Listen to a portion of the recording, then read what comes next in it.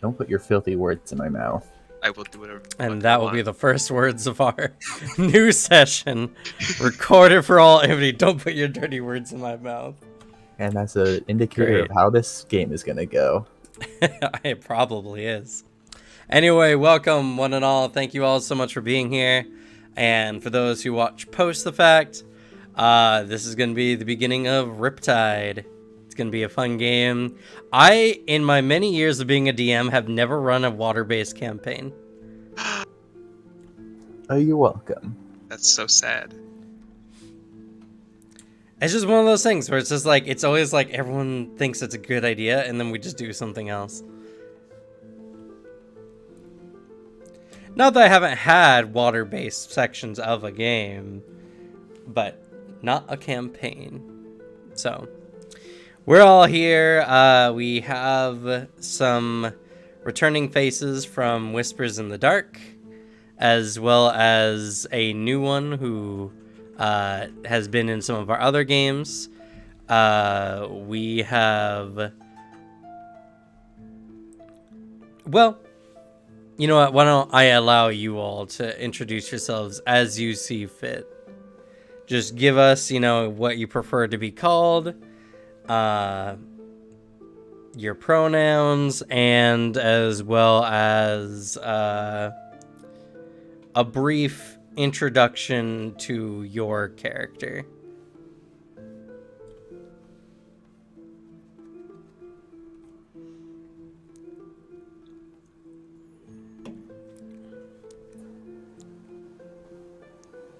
All right. Name is Suzanne. She, her is preferred. And I tend to prefer to play characters that are just all over the place. What kind of character is Fidget? Fidget is a bundle of emotional issues. But she's nonchalant about a lot of stuff. Really excited to learn about anything water-based.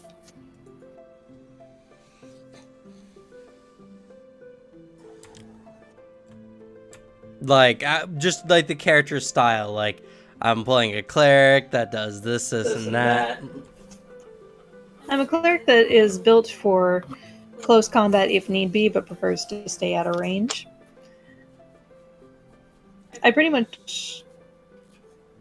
She's pretty much designed to be fit wherever the combat is needed rather than just being secluded to one section of the battlefield. Okay. Who's next? Hi. My boy is Greg Stewart. He's a ranger. Got that he/him pronouns. He quit his job in the military. Doesn't know too much about what's going on over here, honestly, but he needed something to do to find himself, and he heard a bit about this and decided, why not? Going here. Midlife crisis time, boys. Where's the nearest motorcycle I'm gonna spend all my money on? And who are you? I am Booter. Been in a few games now. He, him, also. Alrighty.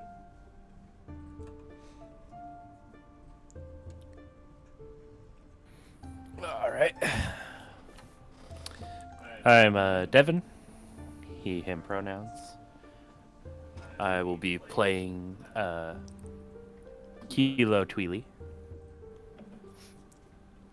Also, in the names, Kilo is misspelled. Oh, I'm sorry. I Wait. just realized. It's two I's in an L. Oh, I actually spelled it correctly on the title, but not in the spelling. Wow.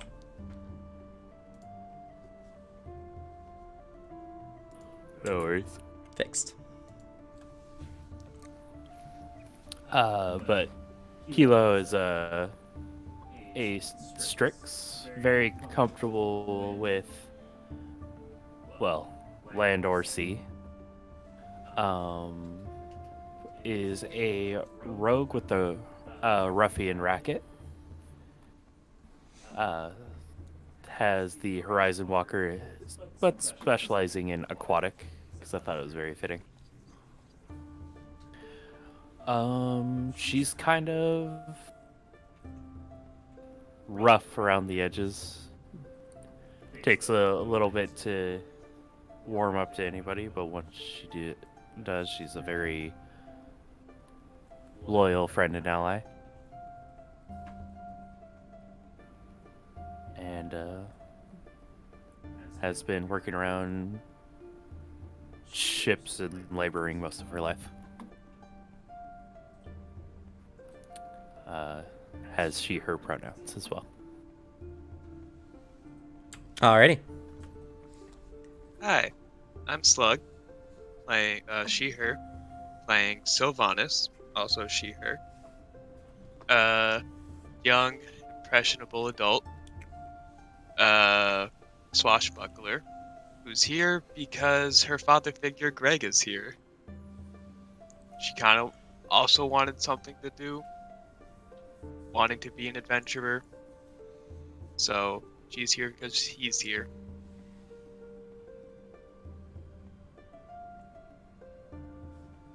That's it. Okay. And last but not least, Hi, I'm Alicia. I go by she, her pronouns, and I'll be playing Everett Berg, which he goes by he, him pronouns. And he's a half-elf fighter, and basically, he's like a nerd in a buff guy's body. He loves to learn, he's always curious about everything, and he heard about this portal, and he's dying to know just to see what it entails.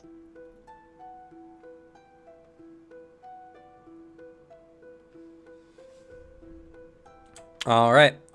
And you all know me. I'm the Bad Luck Gamer, also known as Cameron.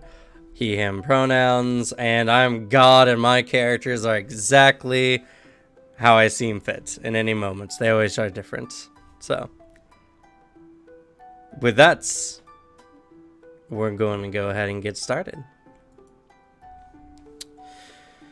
So, oh, I remember now what I was doing before I got distracted.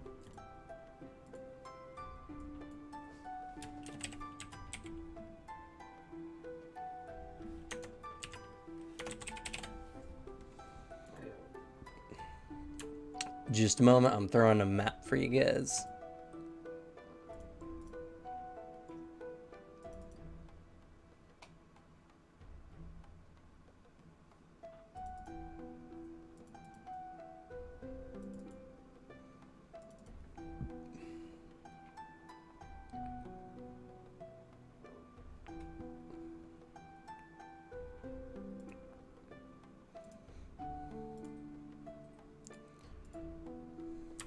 Alright. This game takes place in Absalom. Absalom is known as the center of the world. It is a vast, thriving metropolis. Each of its districts are large enough to be their own cities. And Absalom takes place on the Cordos Isles, on a rather large island in the center of the inner sea. And for reference, for those who may have seen our other games and those who are here, for instance, the section of the puddles, that would have been the entirety of Trollheim or Algidhart. Bleh. You see on that map there. Oh my god. Jeez.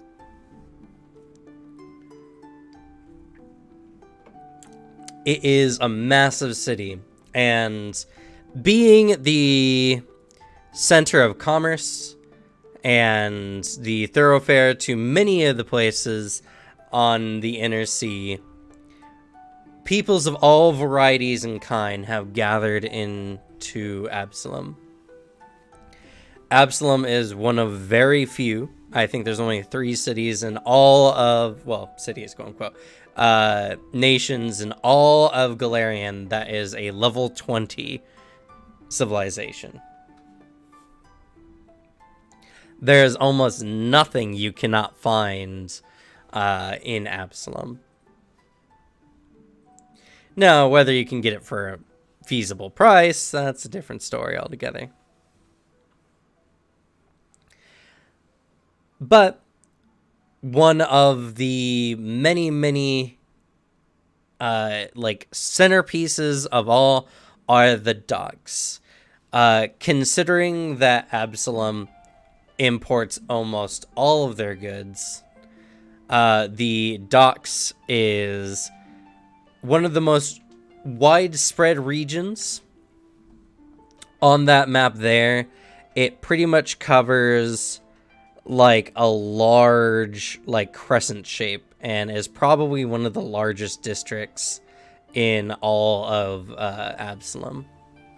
Here you can find individuals of all make and kind coming to peddle their wares or traversing to or from Absalom. You can also find many of the Pathfinder's agents coming through here, as the Pathfinder Society is based in Absalom. And so adventurers of all kinds and varieties can be found here as well. It's a wondrous place, and many people come from far and wide to see the large walls and the essential central of civilization many consider.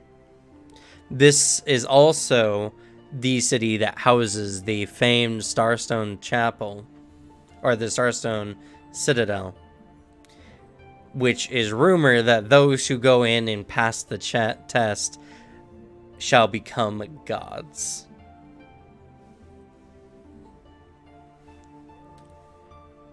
So, honestly, there's no shortage of reasons why anyone would be here. And for this group, whatever reasons you may have for being in Absalom, you were all united in the fact that you were all going to be working on a expedition, I guess, a archaeology? Yeah, archaeology survey, technically. Which archaeology is the study of magical phenomena. Something similar to geological.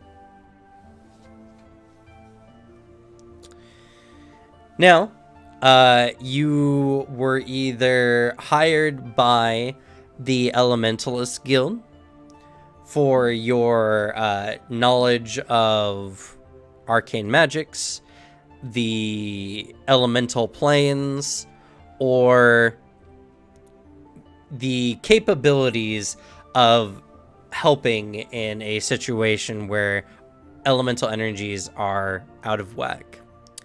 Or you've been hired by the Blue Nautilus Guild. The Blue Nautilus Guild is a particular guild of shipwrights, engineers, sailors, and such that are the head of the nautical pursuits and engineering,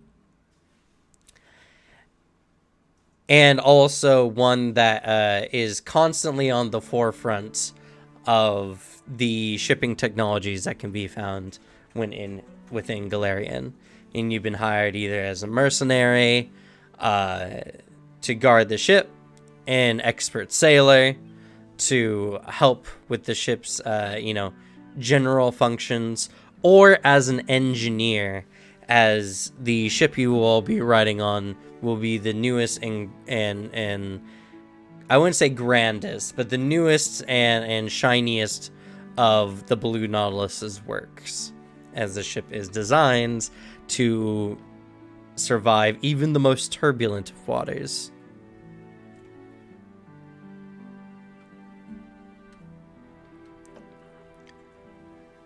So,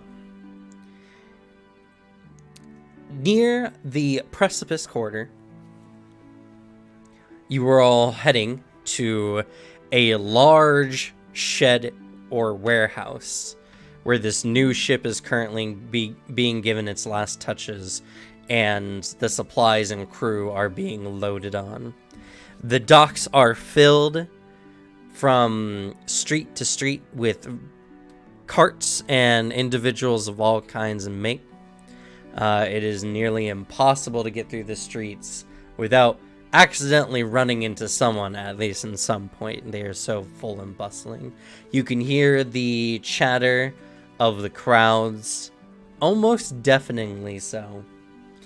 And in contrast to that, you hear the constant lapping of waves of the water on the docks, as well as the far-off rings of a variety of ships exiting or entering port. So, setting the scene for us and starting heading towards the warehouse, let's start with Fidget. Give a brief description of your character, set yourself in the scene, and head to the warehouse. Okay. Fidget is a gnome changeling with one blue eye, one red eye, neon green hair, dark skin, simple clergy robes about her. She rubs her forehead as she steps out into the sunlight. Almost looks like she's just nursing the end of a hangover. But looks around. Notices a few sailors keeping an eye on her, just pointing her in the direction of the warehouse before she reluctantly heaves a deep sigh and just moves towards the warehouse.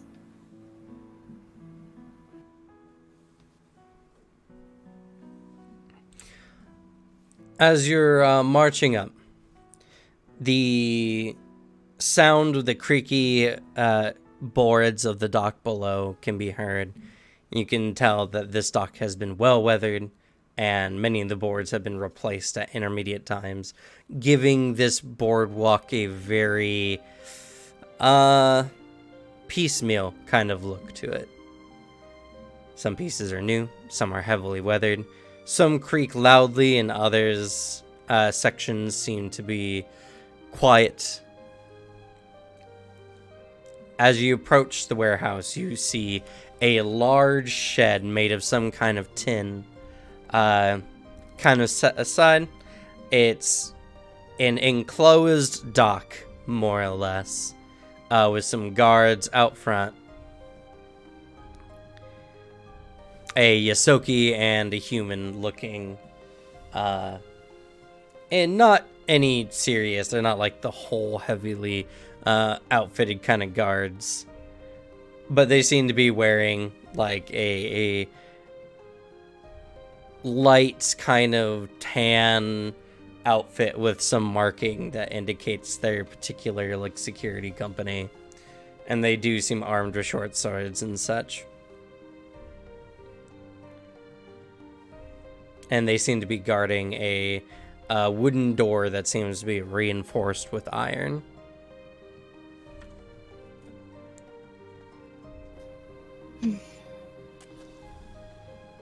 And this is the same warehouse, pretty much, that we've been heading towards. Yes, this is the one that you're supposed to go to. Walks right up to him. I was told to come here as part of the crew. Alright, who are you with?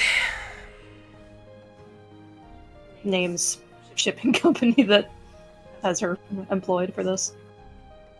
I did mention them both earlier. There's one or two guilds you could come from. She came from the Elementalist. Okay, so you're here with the Elementalist Guild. Yes. Alright. You say as much. The Yosoki looks at you and he says, "You don't look like much of an Arcanist." True, but sometimes in situations like this, a little faith can help back those up, especially for those not used to traveling. Well, you fit the description anyway. I guess head on in. She nods politely and just heads in. As you head inside, the warehouse is cast in shadow. As you can see out the front of the warehouse, it's kind of out into the open sea. This seems to be mostly just a way of keeping the elements off of the ship, as well as allow people to work in relative comfort, and also maybe to keep some prying eyes from the docks, at bay. You see a fantastic ship, one much unlike you've ever seen before. It has kind of that, large speedboat appearance, like we do in the modern day. Kind of looks like a yacht, but it's smaller and very high-tech looking. It's got nice glass-paned windows. The wood is all immaculate with the large, metal railings along the sides. There seem to be long sweeping swirls of blue paint on either side, and within it you can see in what appears to be a turquoise or some kind of other gem filling runes along the side of it. You can see a bunch of individuals who are here. You see a bunch of people from the Elementalist Guild, Arcanists, who are looking over the ship, checking to make sure everything's all right. One of them is holding what appears to be a wand that has some gem on it and is tracing over the runes, and as they do so, they light up a bit, giving off a soft, seafoam colored glow. Others, the shipwrights, are easy enough to tell. They're wearing much heavier clothing. They seem to be working on some kind of machine on the back of this large ship that has a very nasty looking set of blades, kind of set up in a corkscrew pattern on the back.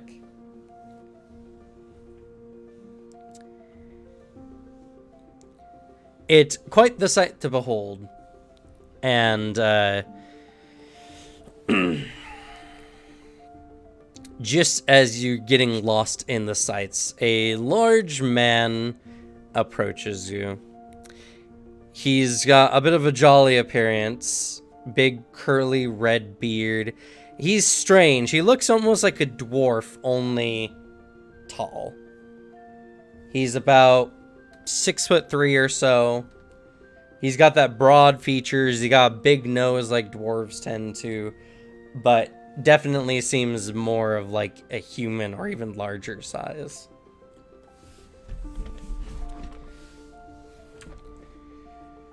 Well, what do we have here?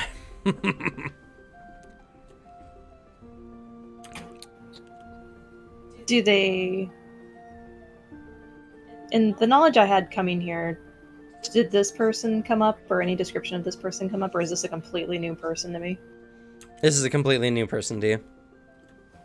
Hi, name's Fidget. I'm here with the Elementalist Guild for this event. Well, I've heard of you. All right, I have. He puts a big meaty hand on your shoulder. The name's Mary, and I'm going to be your captain on this trip. I look forward to it. I've heard you've been a bit of a troublemaker. She shrugs. I'm not responsible for what I do while drunk. If only so many people could claim such privileges, I guess. Oh no, I've always managed to hold my drink pretty well. He pats his rotund belly a bit. I'm rather envious.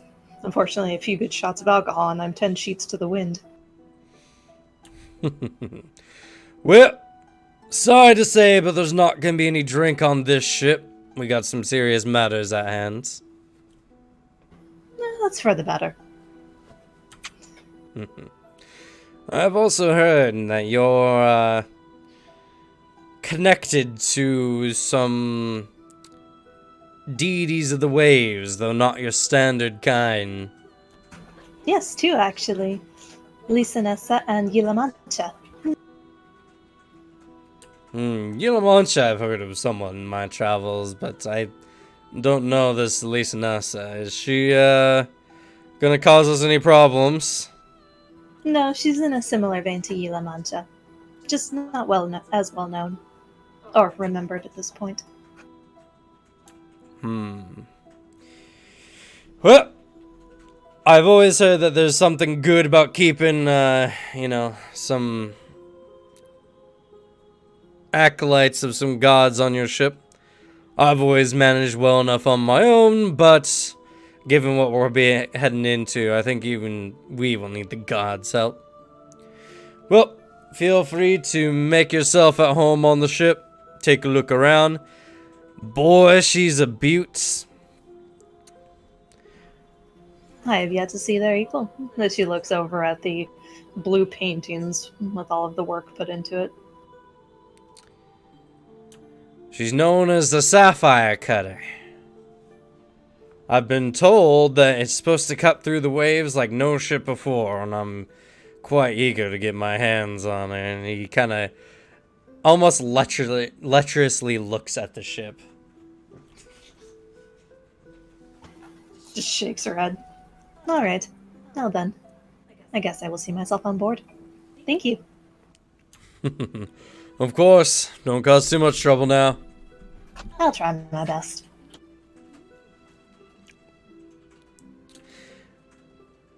The next to hop onto the docks heading for the warehouse is our good friend Greg. Give a quick description of your character, what you look like, set yourself in the scene, and head to the warehouse.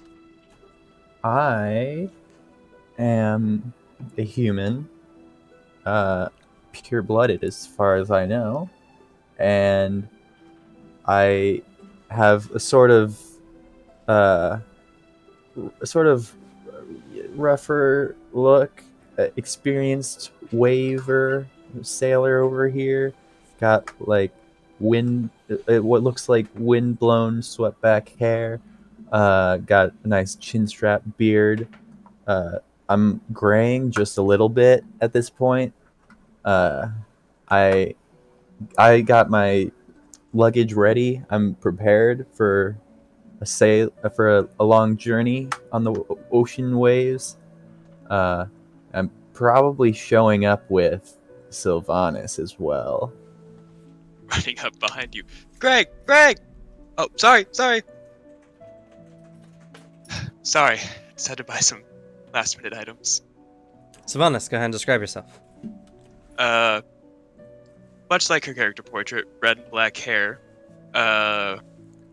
elf with bright blue eyes. Instead of wearing the green she has, she's wearing black clothing and sporting a red dueling cape. You were buying items. Oh, yes. Get anything cool? I'm so excited for this trip. I just kind of went all out. I even got a bomb. You got a bomb? Yeah. You're Just shows it to you. I could go return. Why do you have a bomb? I don't know. I'm gonna hold on to this, but What? Well, you shouldn't have this is dangerous, you know? Okay, fine. Sorry. You're a civilian. How did you even get this so easily? Looking in the back of the crowd, you can see a not too far off street vendor alchemist toiling all kinds of bright brews and colorful baubles, happily counting some coins to himself with a cheesy grin. I don't trust the quality of this bomb at all. It is a lesser blight bomb. I'm taking this. I'm gonna hold on to it for the time being. Okay. Anyway, I You ready? look around to wherever we're supposed to be heading. Not for too far off through the crowded docks, you see a large tin warehouse, which you've been designated to go to. I'll point at it and say, I think that's where we're supposed to be meeting up. You know more than I do. Okay, follow me closely, and I'll start making my way through the crowd. I'm pretty good at getting through these busy dock areas. Pretty used to it by now, being a native and all. That's true. But even the best cannot sometimes get through the hustle and bustle unaccosted. And as But you're that's for moving the through, experience. true. As you're moving through, suddenly, a particularly large, maybe half ogre man bumps into you, and as you stagger and regain your footing, you feel the glass, casing of the bomb kind of slip from your pocket and fly just like a half foot or so from you. Reflex saving throw to avoid this bomb dropping in the middle of this heavily busy dock.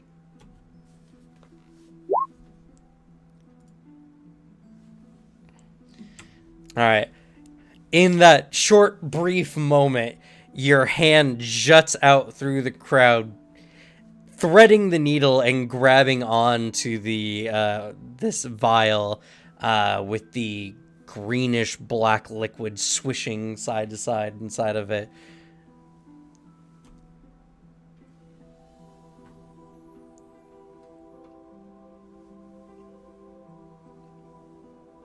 You catch it, averting disaster. I hold it out to Sylvanas. I say, see what I mean? These are dangerous. You got to be careful with these things. And I don't even put it back in my pocket. I just like hold on to it to make sure I don't drop it again.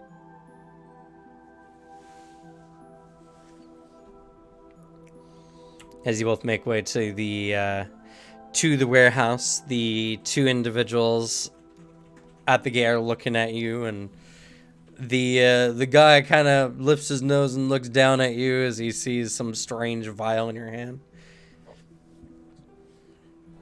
I'll put it away since we're out of the crowd at this point. All right. Tucked safely in my bag.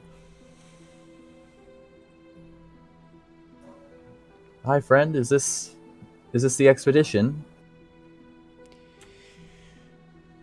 Well, we are getting ready for an expedition. Who are you? My name's Greg Stewart. This is Sylvanas. I believe this is where we're supposed to be meeting. And who are you both here with? What was the one that's not the Elementalist Guild? I don't know. Maybe one of your co-players can tell you. Co-players, someone had to remember it, right? I believe it was just the shipping company, right? That's what I thought it was a shipping company. Was it a specific shipping company? It is a specific one. I've said its name multiple times already. The shipping company.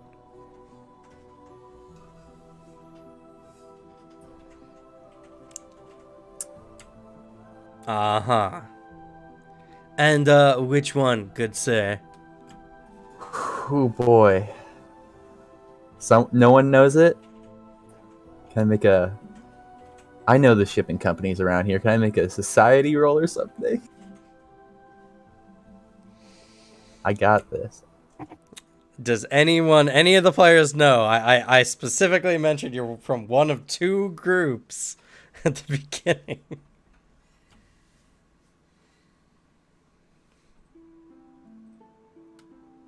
Man, this campaign's looking bleak if you guys can't even remember this. Names are not my strong suit. I only remembered Sylvanas because I have the stream up so I can look over at it. All right. Sorry, were you gonna say something? All right. Please put this down in your notes. The shipping company that you guys will be working with is Blue Nautilus.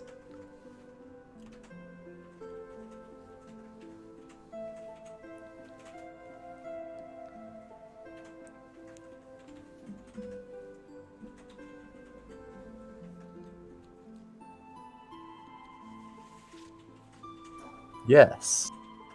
As I know, as I've known all this time, we're with the Blue Nautilus shipping company. Yeah, you don't look like any engineers or shipwrights. I'm an experienced sailor. I'm more of a And, what about the fighter. lass behind you? Is She's- she even old enough to be on the ship? I put my thoughts, my true thoughts down, deep down inside me and say, yep, she's still learning, but there's a lot of promise there.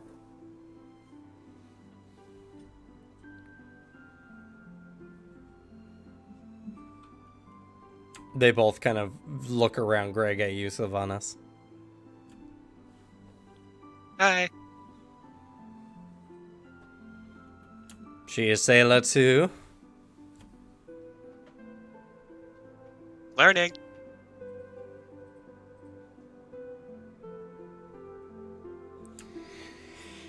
Greg's a great teacher. Well, you both best match the description. Head on inside. Thanks, friends. I'll push on past. I will go in as well. All right.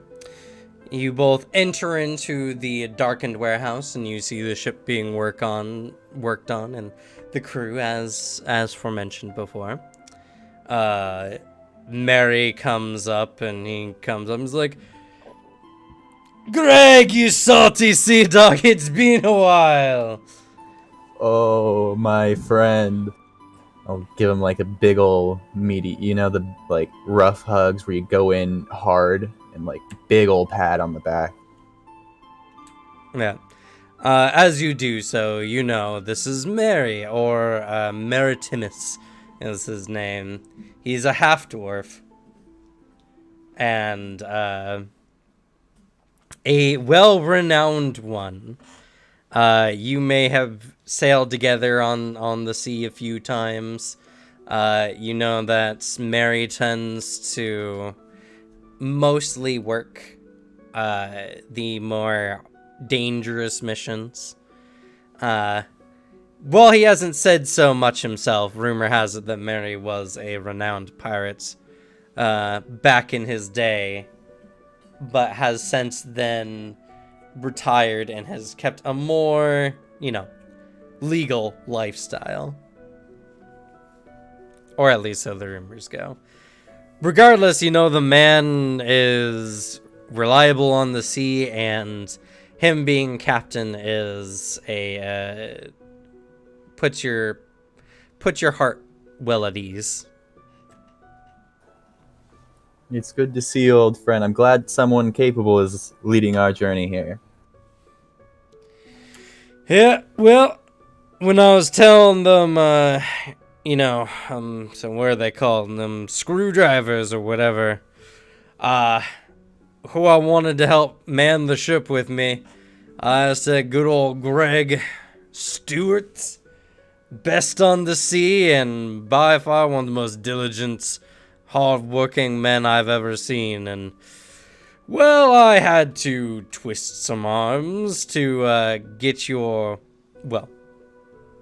associate with you. I feel that it was a small price to pay to have your skills on my deck.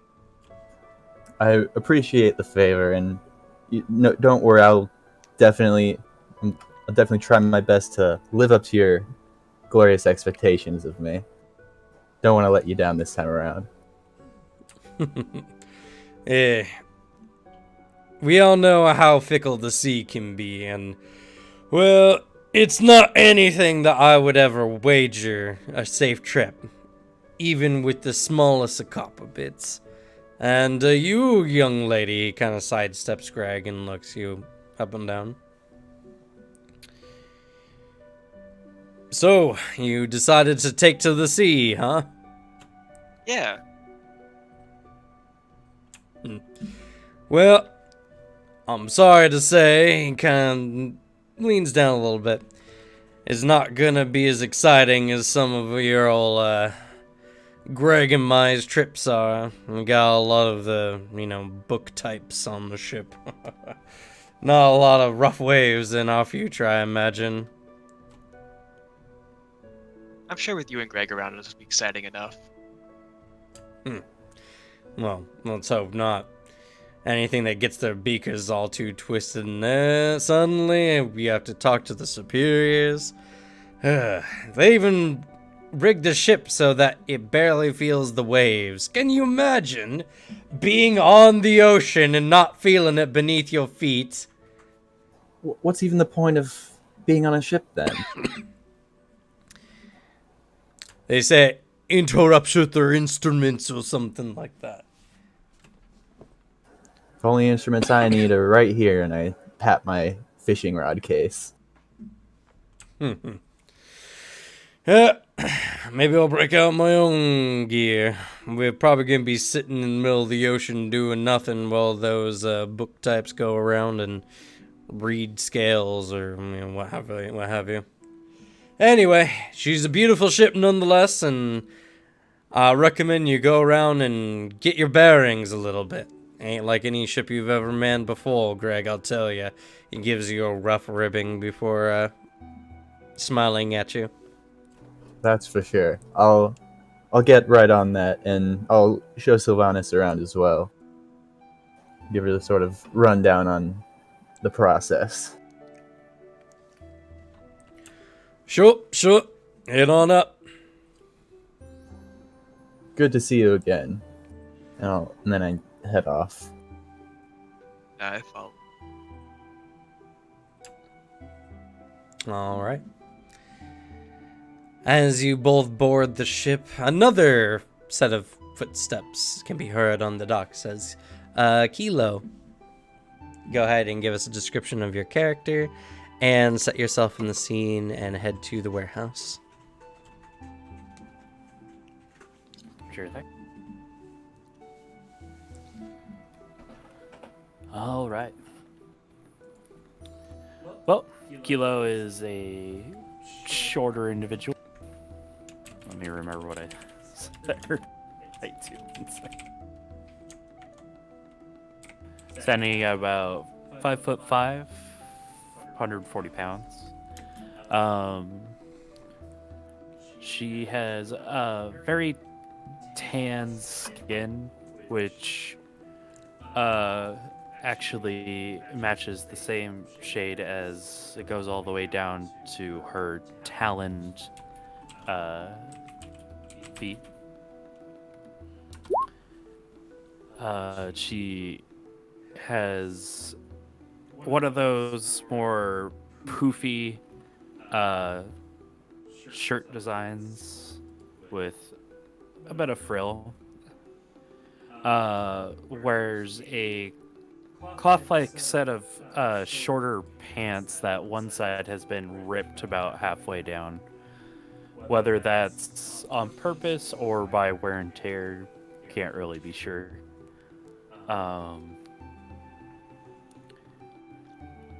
Generally has straps attached to both wrists and even around the thigh of the one with the ripped cuff of pants, and what seems like a bandage that has been wrapped around and set.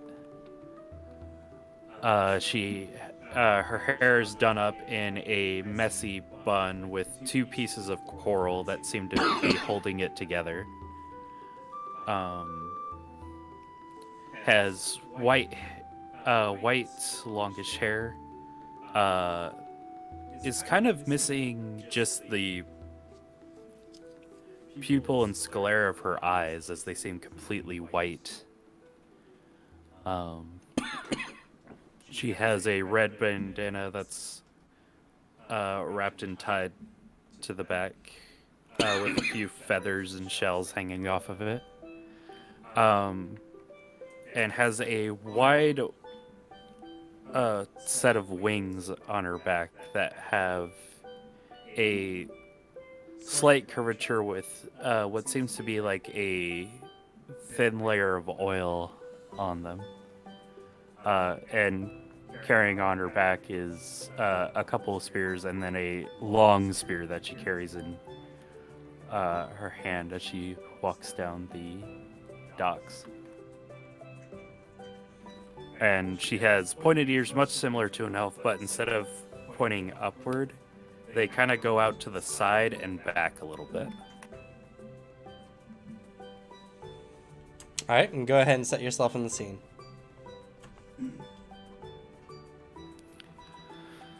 All right. She kind of walks with a purpose, and her face gives off a more of like a "don't talk to me" kind of vibe as she's wandering through. Entering the dock area, she walks over to anybody official who happens to be nearby. Do some scene setting, like what's going on around her. As if you were orchestrating, like, the camera scene. Sure. Going on around her seems to be just a lot of people doing the hustle and bustle of, like, getting maybe different ships either, like, cleaned or restocked. Seems to take notice of individuals hauling just bigger boxes or crates into different ships. Okay. So you're weaving around individuals, many who see you do their best to give you as wide a berth as they can, your wings being somewhat cumbersome in these kind of situations, and are probably not the most comfortable of the sort. As you're walking along, you feel some slight tugging on your left wing towards the base, as you hear as a gnome is currently, like, just ate a face full of feathers, trying to weave by. She kind of turns away from him and continues walking. How rude! He gets all, like, shakes his fist for a second, grabs his clothes and fixes them with a snap, and just turns and continues on his way through the street. You eventually make it to the warehouse.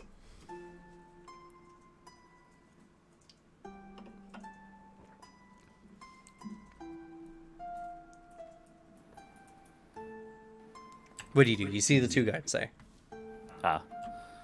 Seeing the two people who seem to be greeting people, she'll stroll up.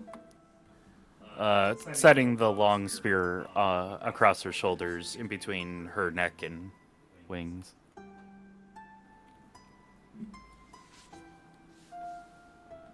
I'm looking for the sapphire cutter I was hired by Blue Nautilus. And you are? The Isoki says. Kilo Tweely. I was hired on for basic labor and protection. What's a Strix doing around these parts? We don't see many of your kind around here.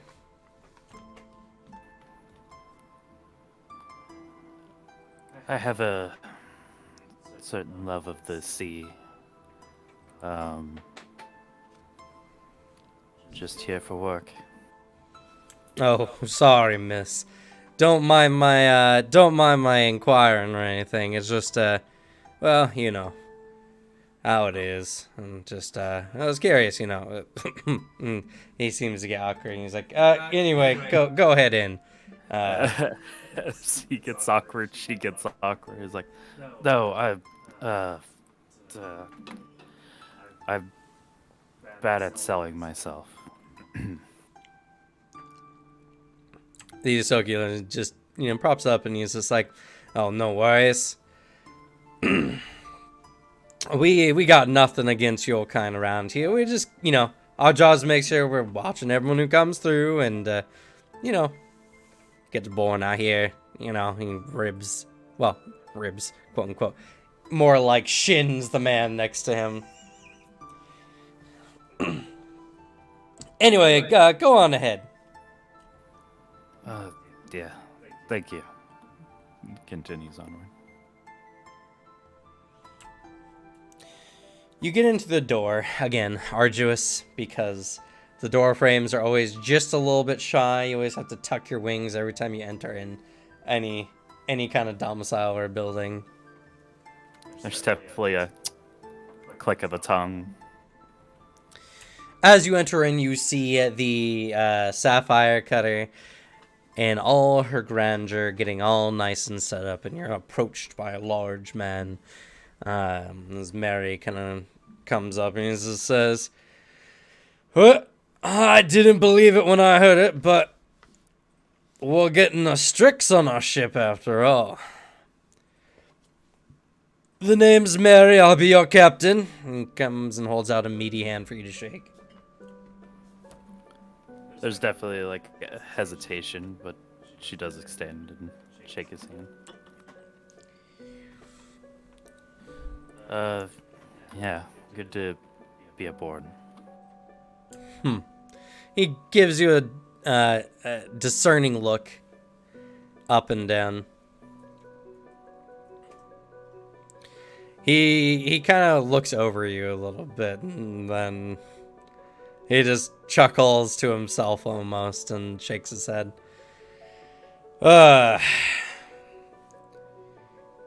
I can definitely tell when someone's been on some rough times. Anything you want to tell your captain before you board the ship?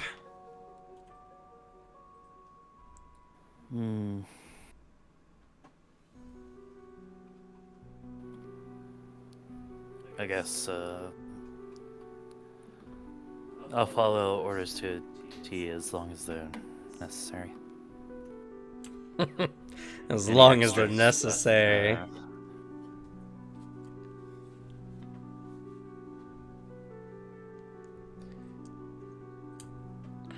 Well, you look like you can handle yourself well enough. So I'll trust to do you your job, and you trust me to do mine. Does that sound fair? That sounds fair. As she like fiddles with like a rope at her hip. Well, I'm sorry, but the accommodations are going to be a little bit cramped for you. I mean, to be fair, they're a little bit cramped for me, too. They make these ships with the intent of being for your average person, but when you come in with big arms or large belly, then it's a problem. And I can't imagine them wings are any easier. It's the worst, honestly. Though, thankfully, kind of flexes the wings a bit. I tend to be a little bit flexible at the very least. Well, if there's anything I can do to make things easier on you, you know? I don't mind hauling some extra cargo, if you know what I mean. His eyes kind of get big as he kind of leans in on you. No, I should be fine. Well, if you have any problems or if any of the crew get out of line, you have my permission to non-lethally smack them. Gets a wry smile from her. Oh, believe me, I will.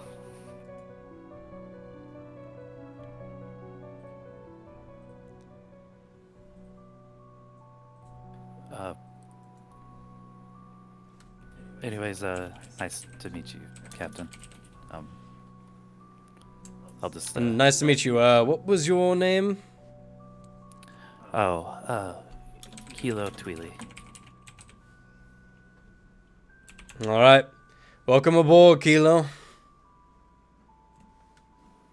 Good to, you too. And kind of like goes around.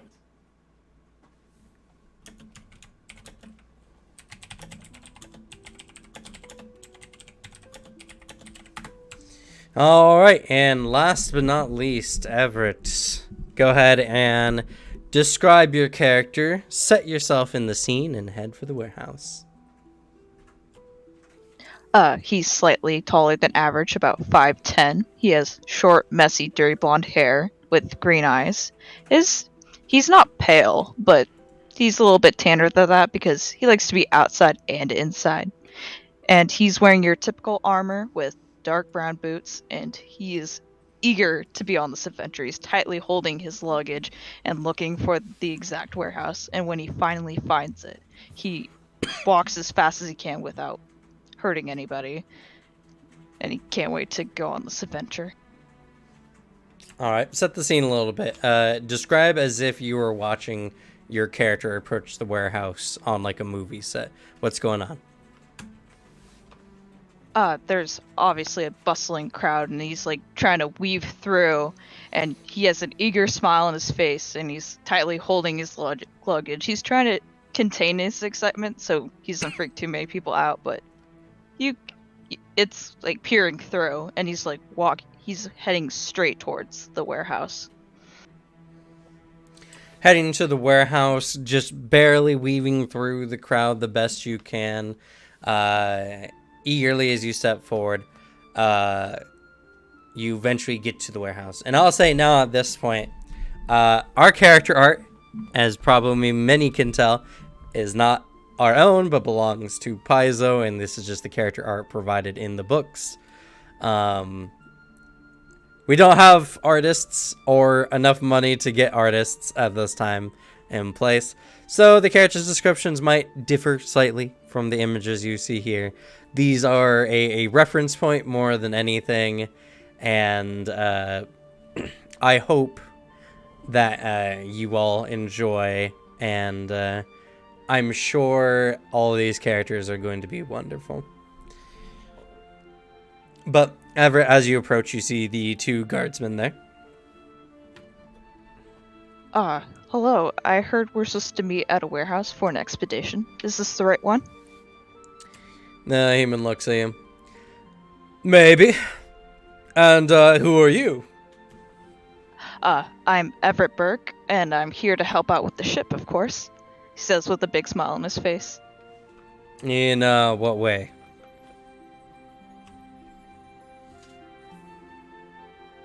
Mostly for protection, but I don't mind doing some research too. Who hired you then?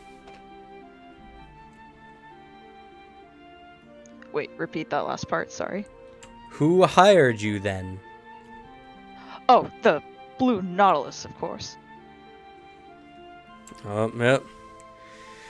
Well, honestly, one of the less weird ones to come through today. Alright, head on through. He gives a weird look and says, thank you, and then heads off right away. Heading through the door, you see the sapphire cutter and all the people getting on. Many of these supplies are getting loaded up finally, and as you see, the ship seems to be getting ready to head out. A large man approaches you. Well, hello there. And who might you be? He kind of leans forward a bit and eyes you up and down.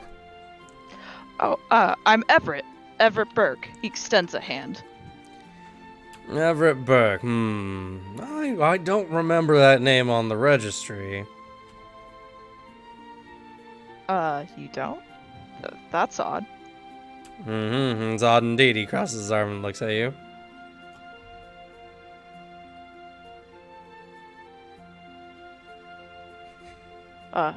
I swear I should be on there. I wouldn't cause any trouble. I'm not that kind of person.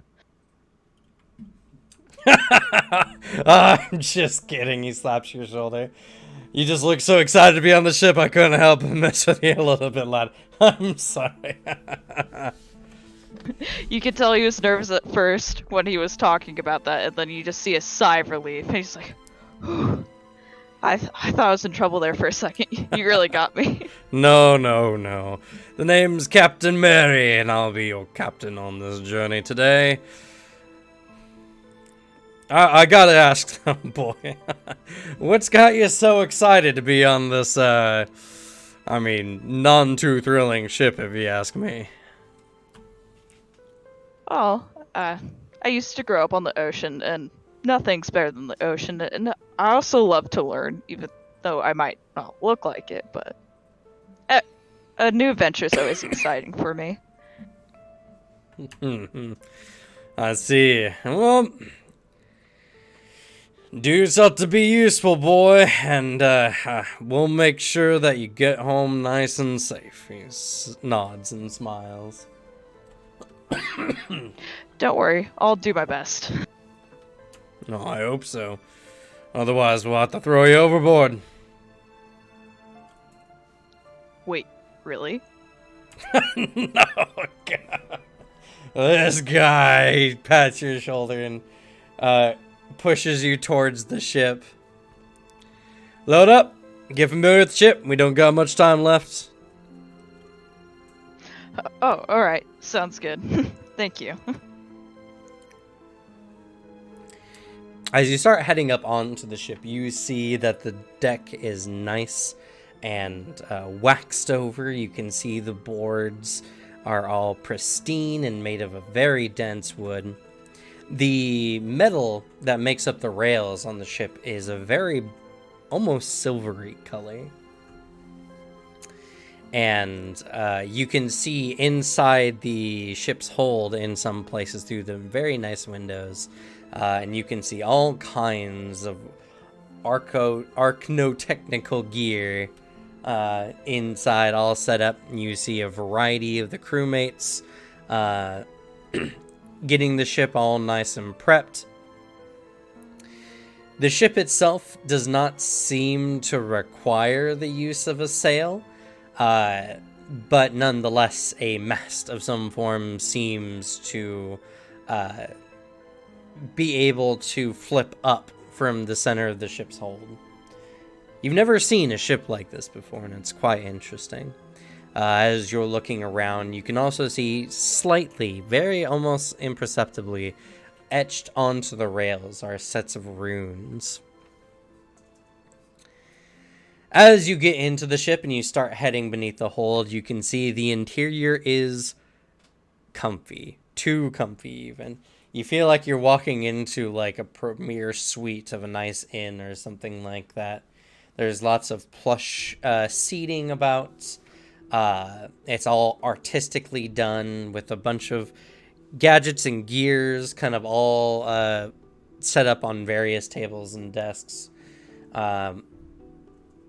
Going through the main interior lobby and going down, the second layer is even more baffling, as it looks like just a different space, almost like a laboratory of some kind of mad genius. Long tables and open areas of all kinds of alchemical sets, archnotechnical sets, and all that kind of stuff. You see now a bunch of the arcanists are about going around checking their gear, looking over supplies. Heading beyond that towards the bow of the ship, you get into the room areas, and this, less lavish than the rest of the ship, is still much nicer than most ships that you've seen. You see a variety of small rooms, barely large enough to fit a bed. Or, a bunk bed. The room has just enough to get in, get in your bed and then get up and get out. Barely any room to change, anything like that. Definitely not made for, to spend your time in.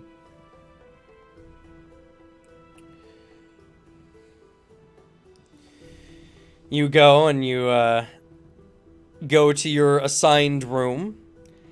As you are in room 7, you open the door and you see the back of a man with slightly grayish hair as you run into Greg, who seems to be your roommate.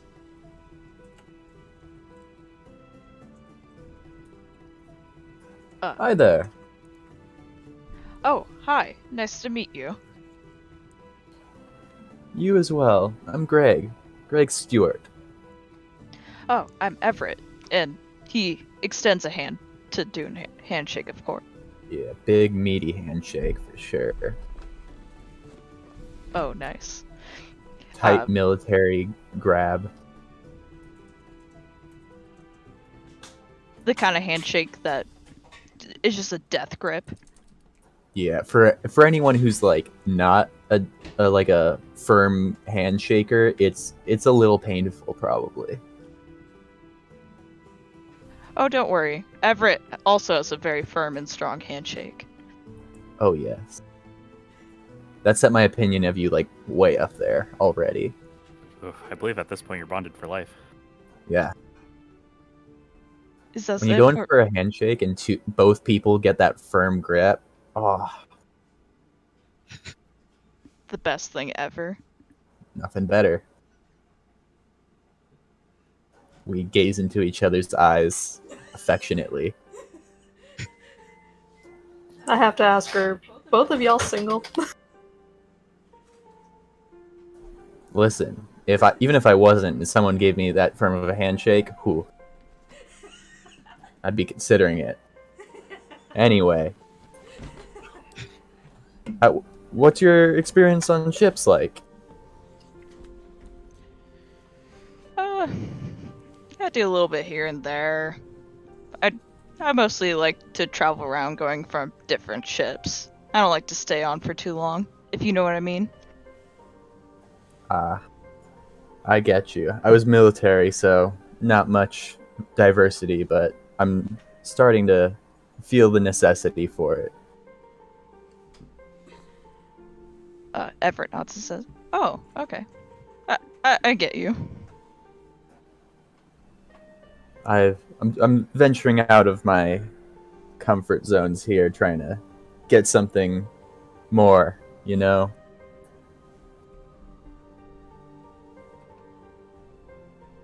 Different? Yeah, just gotta change it up sometimes. I respect that. I try to do different things. Try to learn new things so I just know it. I think it'll be a fun trip this time around. Our captain is a good man. Everett nods and he says, "Oh yeah, I cannot wait." And he says this with an eager smile. It'll definitely be fun. I'm excited to see where it takes us.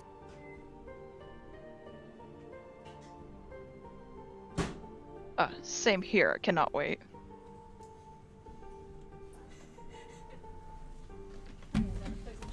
How are these rooms? Are they like like single beds, or is it a bunk in here? It's a bunk here. Real quick, let me go ahead and like diagram it, just so y'all can get a reference. Oh, dip. All right, so oh.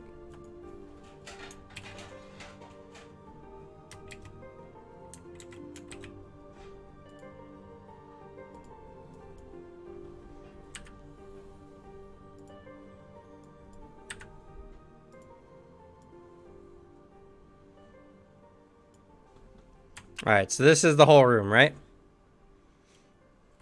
Indeed.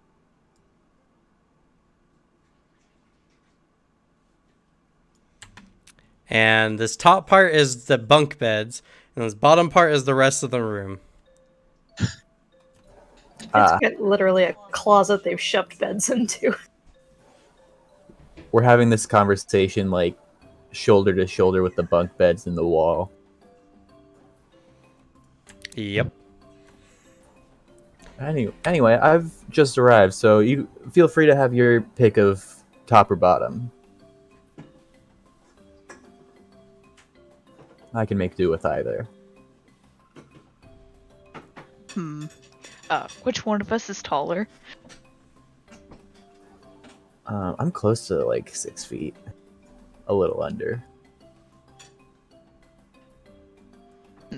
I'll choose the top. Thank you for letting me choose, though. No problem. I don't have any particular preferences here. I know some people it's an important thing. I understand. I'm also not too picky, but if I gotta choose, I gotta choose. I'll toss my bag on the bottom then. Cutting across the way in room 9, Sylvanas, you enter into a room where Fidget is already inspecting the beds. Oh, hello. Oh, hi. You must be my roommate. Yes. What's your name? I'm Sylvanas.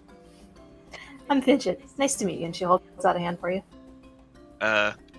Shakes it. Definitely not as firm as Greg, but tries to get there. You okay? You don't have to grip my hand so hard if you don't want to. Sorry. I'm used someone important in my life does really firm handshakes. That's what I'm really used to. Ah, okay. Lugs her backpack over. So, which one would you like? I personally don't have a preference. Do you? And just looks up at the top bunk. Fidget's about 3'2". I guess I'm top then. I mean, I could take the top bunk if you didn't want it. I just apologize for the noise I'll be making if I fall out of bed. It's quite alright. Throws her luggage up top. Shoves her luggage underneath her bed. So, what do you do? Mainly here for protection, but learning to become a sailor. My friend over there in room 7, Greg. He's an very experienced sailor, hoping to take after him. Okay. What about you? I'm a cleric. I have a few deities. Though I do have to ask, do you get seasick? I don't really know. Well, from the sounds of it, we should be fine. You know, so if you need anything, I'll be here, though. Question: is it common for clerics to be have like 2 patron deities? No, that's very uncommon. 2 deities. That's interesting. I couldn't make up my mind of which I wanted to be a cleric for. So, I just have the 2. I didn't know you could do that. That's actually fascinating. I mean, the clergy frowns upon it if there's no full dedication. But I don't know. I just can't keep my attention focused on just one. There's so many fascinating water-based deities out there. You're so right. Hey, I don't frown upon you for that. Though I do apologize if you expect me to recite the tenets of Yila Mancha or Lisonasa. I apologize. I can barely remember them with how much I've been going back and forth in my learning. Trust me, I won't ask you to do that here. I don't want to stress out my roommate, make him mad at me. I'm a pretty easygoing person. You should be fine. Good to know. Same here.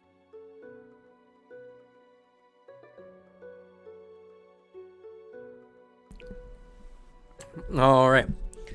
And heading to the furthest door 15 at the end of the hallway, we have an uncomfortable Kilo who's managed to squeeze their way into this bar in.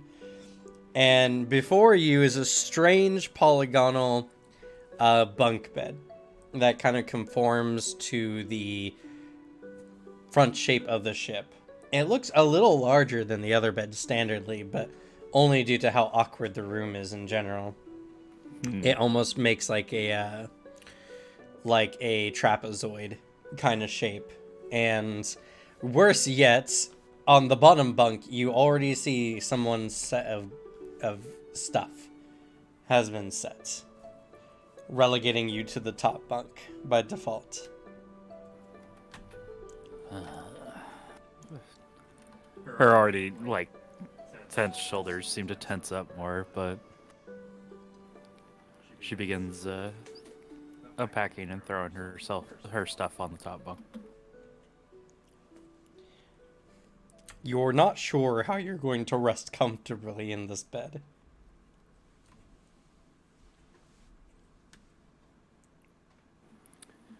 Grimaces, but not the first time this has happened.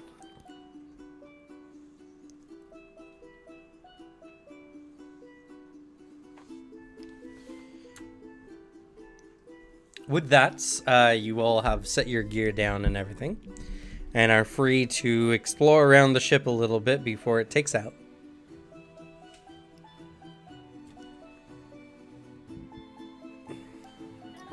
Fidget will check out the upper deck, just to get a good layout of it. All right. Greg, where are we going? I'm probably just showing you around, giving you the rundown on how ships do and what you got to do in like certain emergency situations and stuff. As you're doing this, Greg, you're realizing this ship lacks a lot of the normal features of standard ships. The mast is laying down currently, laying lengthwise with the ship.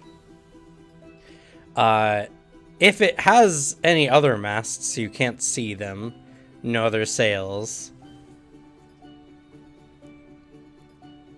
There's ropes tying it to the dock on the sides, but you just don't see a lot of the same trappings that ships normally have. I like roll with it, pretend like I know exactly what's going on. I'm like, usually this is what happens, but clearly here you gotta like and I'll like try to act knowledgeable about all this stuff.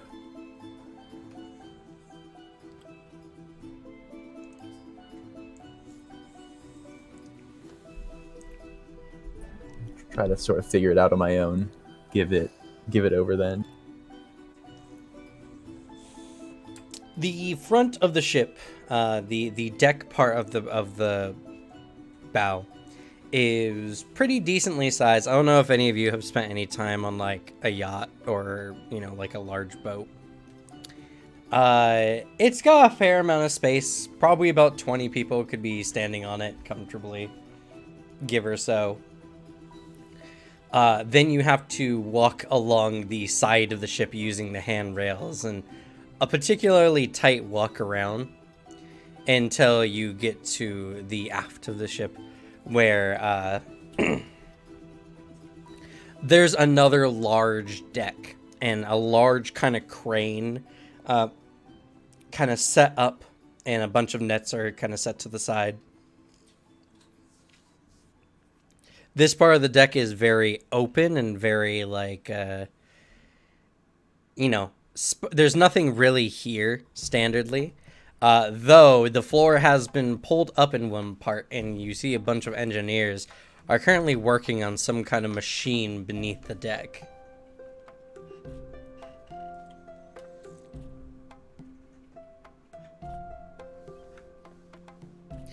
This ship probably holds about 50 people comfortably.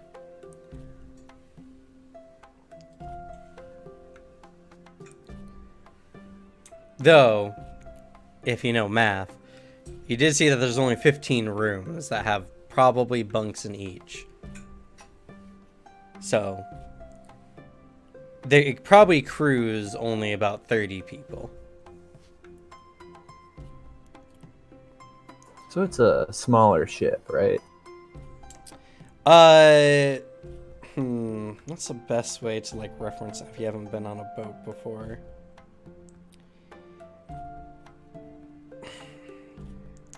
The ship runs about 110 feet long and sits at about 50 feet wide.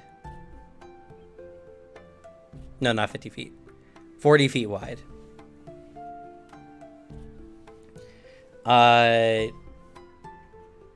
If your standard like bedroom, for instance, is about 15 feet across, then this ship would be almost 3 bedrooms wide and almost 10 bedrooms long.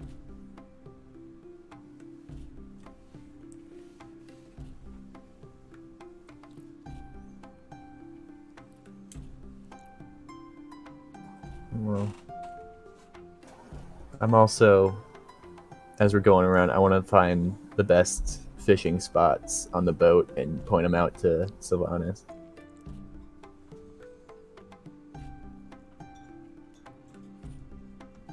You know I'm not interested in fishing, Greg. Yeah, but if you're looking for me, you can probably find me there a lot of the times if I'm not around. Fair. I don't see what's exciting about it. It's not exciting, it's relaxing. You Yes. get a good meal out of it.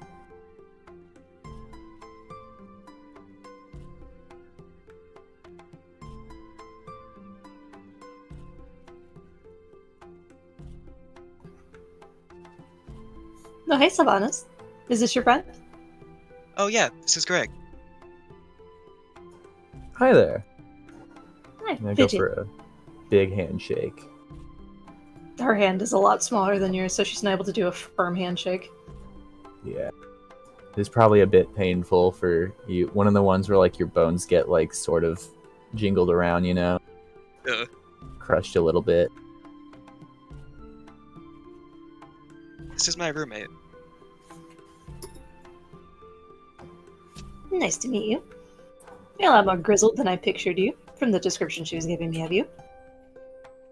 Haha, thank you. I'm a military man, so I suppose that makes sense. She shakes her hand from the handshake. Just waves her hand around as water-like glyphs form and just heals her hand from it being sore. You're a magic man. Cleric, actually.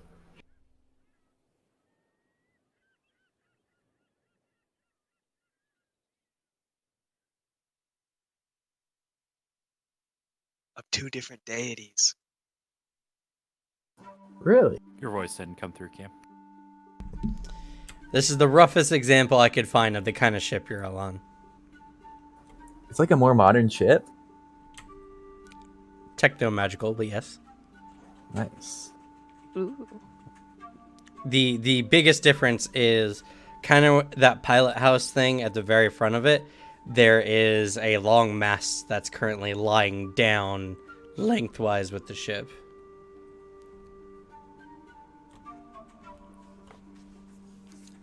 Snazzy.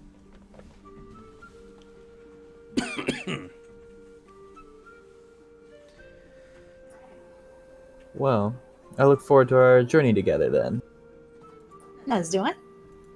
Seem like quite an interesting character. I'd love to get to know more about you. She shrugs. I'm semi-decent. Just your average person.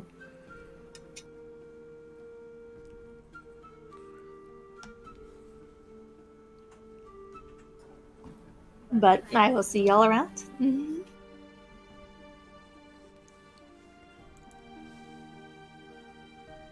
she walks off to continue her exploring.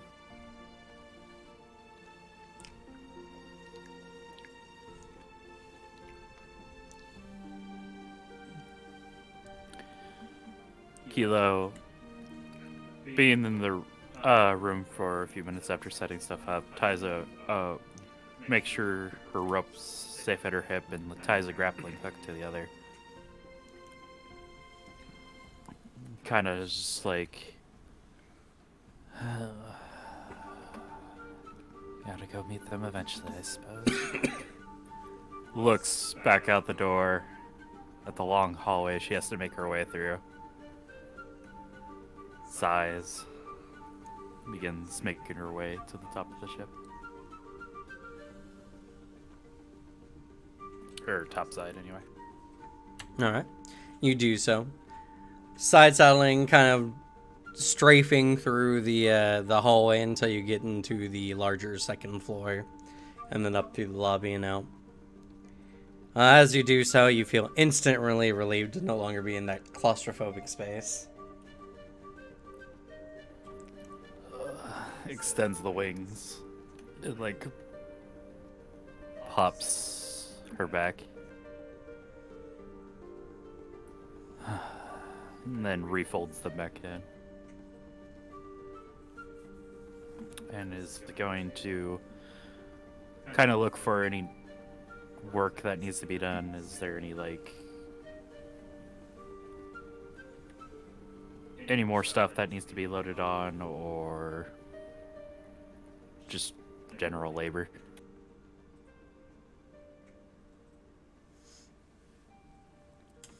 As you're looking around, they seem to be loading up some of the stuff and you offer to help.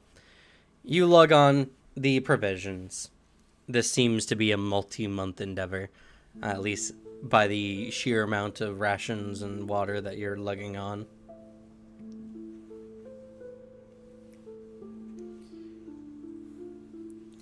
The crew seems to be a mix, a variety of dwarf, elf, human, and a Tengu in particular who stands out. Fashion their feathers into a kind of mohawk design as they kind of stick up and go down the neck.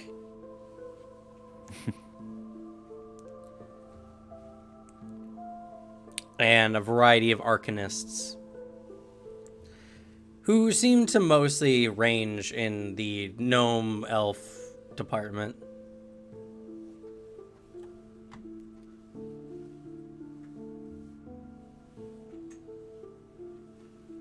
Any that particularly stand out?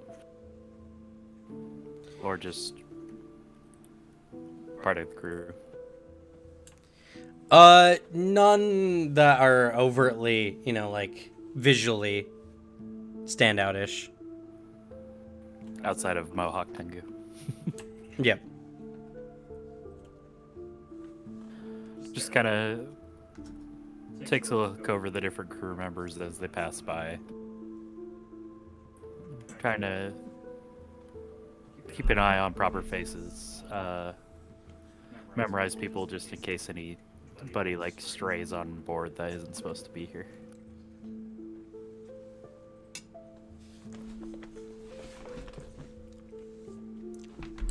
For the most part, that doesn't seem much of an issue. The warehouse is cut off from the rest of the docks, and the door is guarded.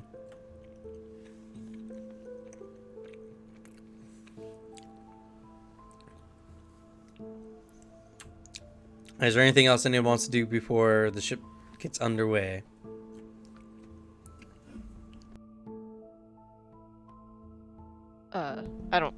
Not anything in particular, no.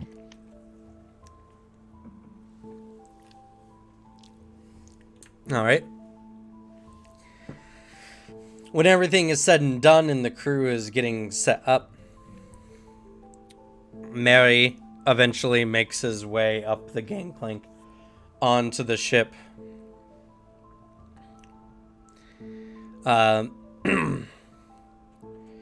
He gets near the top, and the gangplank suddenly, like, bends a little bit. And he's just like, oh, and grabs onto the rail.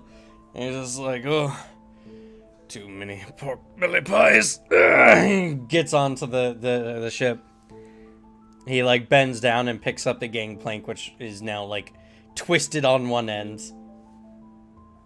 And he's just like, well, guess we'll need a new one by the time we get back, as he, like, lifts and throws the 30-foot. And it's like a metal walkway that has, like, some traction strips on it. And it's made of, like, a pretty dense metal.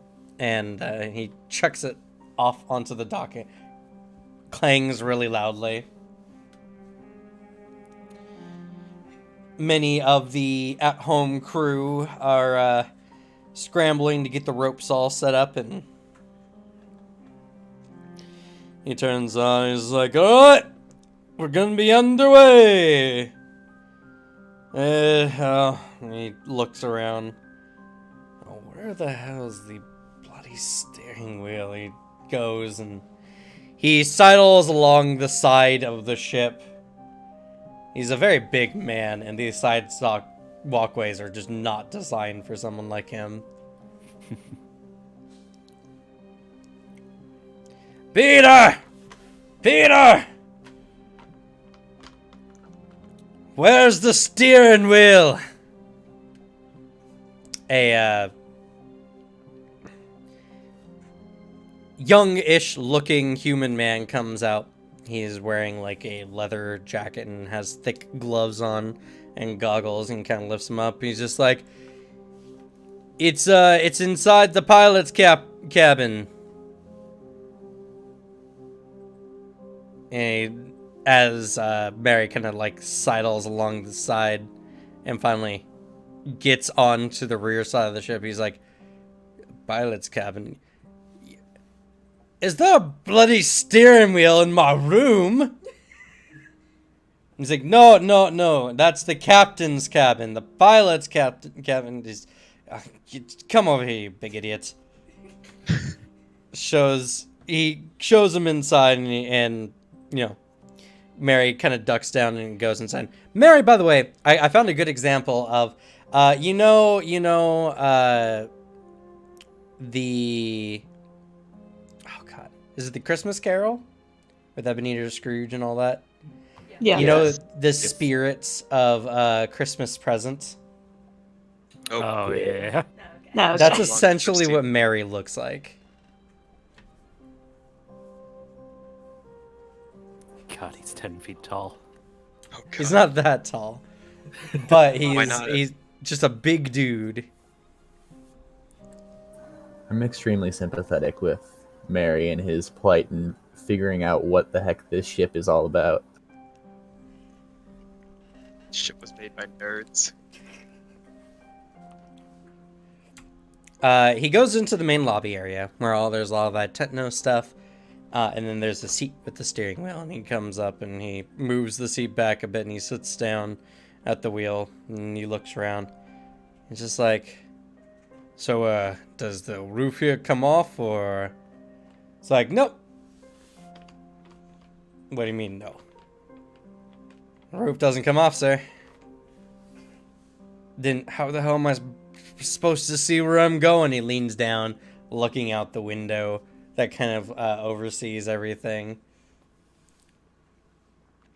He says, well, you can see generally what's in front of you through the window. And this thing here, he motions at a small, roundish object that looks like a glass ball. We'll tell you if there's anything in your way. He squints. You know, I can't use magic, right? Yeah. They stare at each other for a minute. So how in the hell am I supposed to use this? Oh, right. You just go over here and you press this little switch.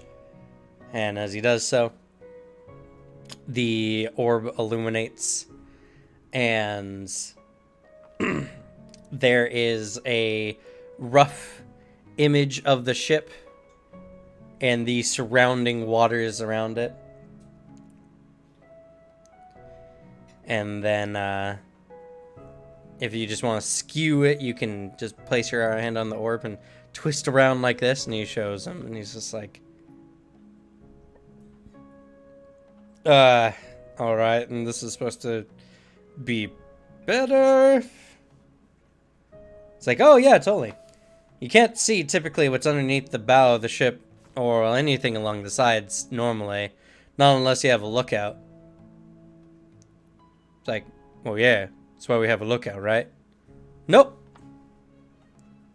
Why don't we have a lookout? Because we don't need one. Ugh. Alright. Alright. Lift the anchor! Get the sails away! Or... There's no sails, so, how do we do this? It's like, you see that lever there next to you? You're gonna gently press it forward. And he's like, alright. As he does so, there is a rumbling that comes on the ship. And water begins to spew out the back where those large blades Greg and Savannah saw came out before. The ship begins to move forward. Alright, easy does it. Alright, the guy comes out, Peter, and he says, cast the lines away! The deckhands begin taking the lines and taking them off the ship and pulling them, throwing them to the side. And he's like, alright, Captain, it's all yours. He's like, alright. Well, let's get underway. He begins massively turning the wheel to the right to kind of angle it just a little bit. And the ship suddenly shifts super hard and starts going for the right corner of the doorway out.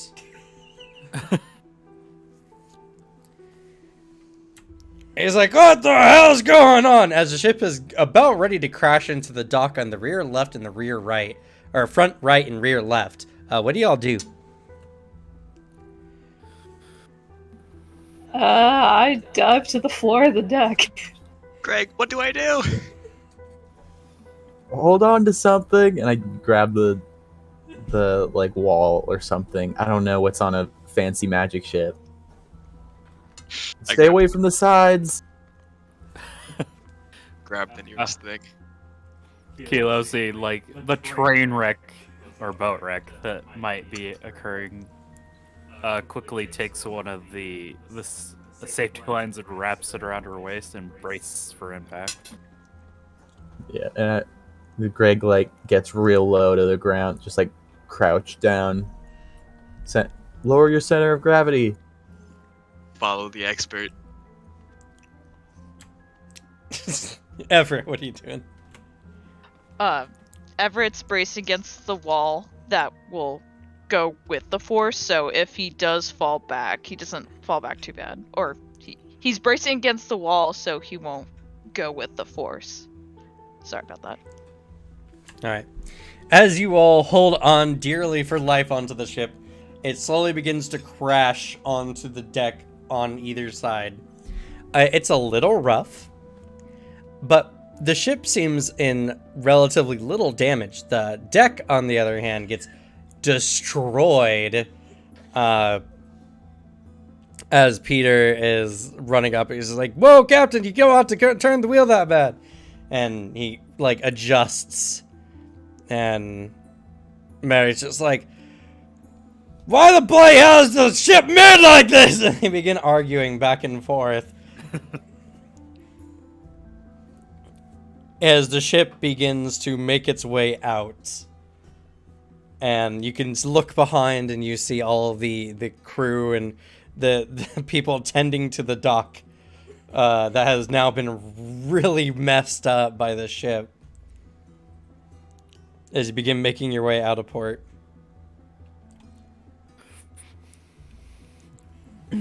Kilo's feathers are a ruffle. Just cursing under her breath. Unnatural fucking ship.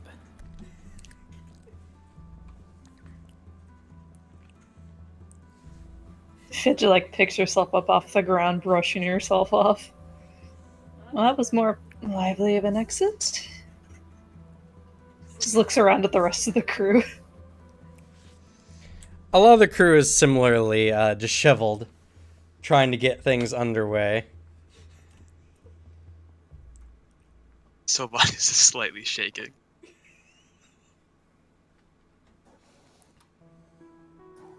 This isn't my first boat wreck. I'll be fine. I go to Captain Mary and I'm like, I just sympathize for a bit. I'm like, this ship. Yeah, this bloody ship, alright.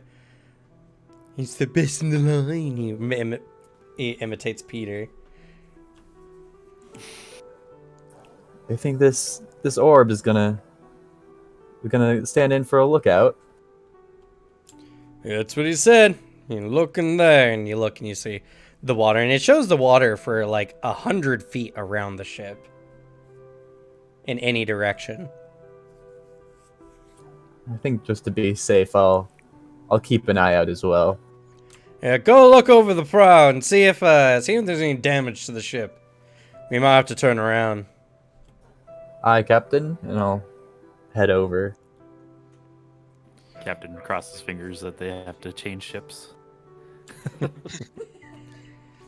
As you look over the side, it doesn't even look scuffed. Captain, it seems it's completely fine. Damn it. What's the ship even made of? I don't know, ask Peter. Peter, what the hell is this ship made of? I didn't make the ship, I just worked on the engine. How does it float if it's hard enough to not take any damage from that? Well, I'm an engineer, but even I know about buoyancy. This is metal. No, I can assure you, it's definitely wood. What have you done to this wood? A half elven girl in Arcanist robes kind of comes up, and she says, actually, that's our doing at the Arcanists. See, we've gone over and we've applied some anti-kinetic force runes to the side of the ship. It really helps for any kind of, beating waves, accidental crashes, and, it's reinforced with magic. Yeah, similar to the properties that you do on, like, weapons and armor and such. It makes it harder, and it's really quite fascinating as she begins to go into the overly technical side of it. I make eye contact with the captain, just really? This is the ship we're on, huh? He shrugs at you. As soon as she starts going into the technical stuff, I just run up to Greg. Hey, Greg, you're needed below deck. Yeah, I think that's. I should check something out down there. I'd wander off. Okay. She I'm awkwardly stands there as you get escorted away. Oh no, that makes me feel like she's waiting for me to come back. I'm not coming back. I am reeling from how awful this ship is. I hate it. Back in my day, we didn't have no fancy magic on our ships. We just didn't crash them, or we drowned.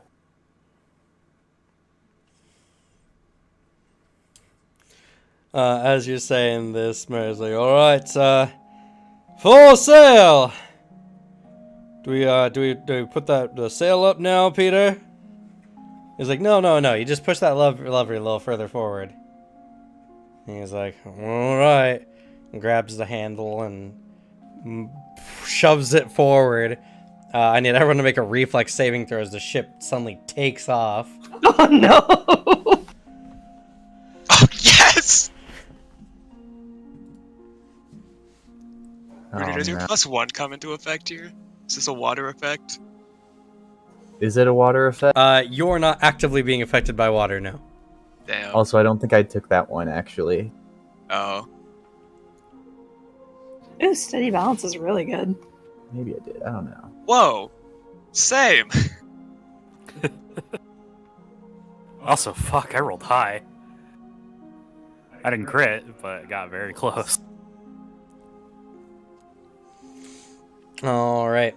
So, as the ship lurches forward, it suddenly takes off across the port. Greg, you were not ready for this, and in the midst of your bitching, you are suddenly thrown backwards, and you start tumbling out of the ship towards the rail. I need you to make another reflex saving throw to grab an edge. Nice. As I'm tumbling, I'm just yelling, Peter! Captain! Peter! You grab onto the rail and hold on for dear life as you're nearly in the water. I rush over. Can I help? Yes, go ahead and make an athletics check to try to pull him back on the deck. God. Success. Oh. You pull him back onto the deck as the ship is the nose is dipped into the air and the ship is now flying through the port.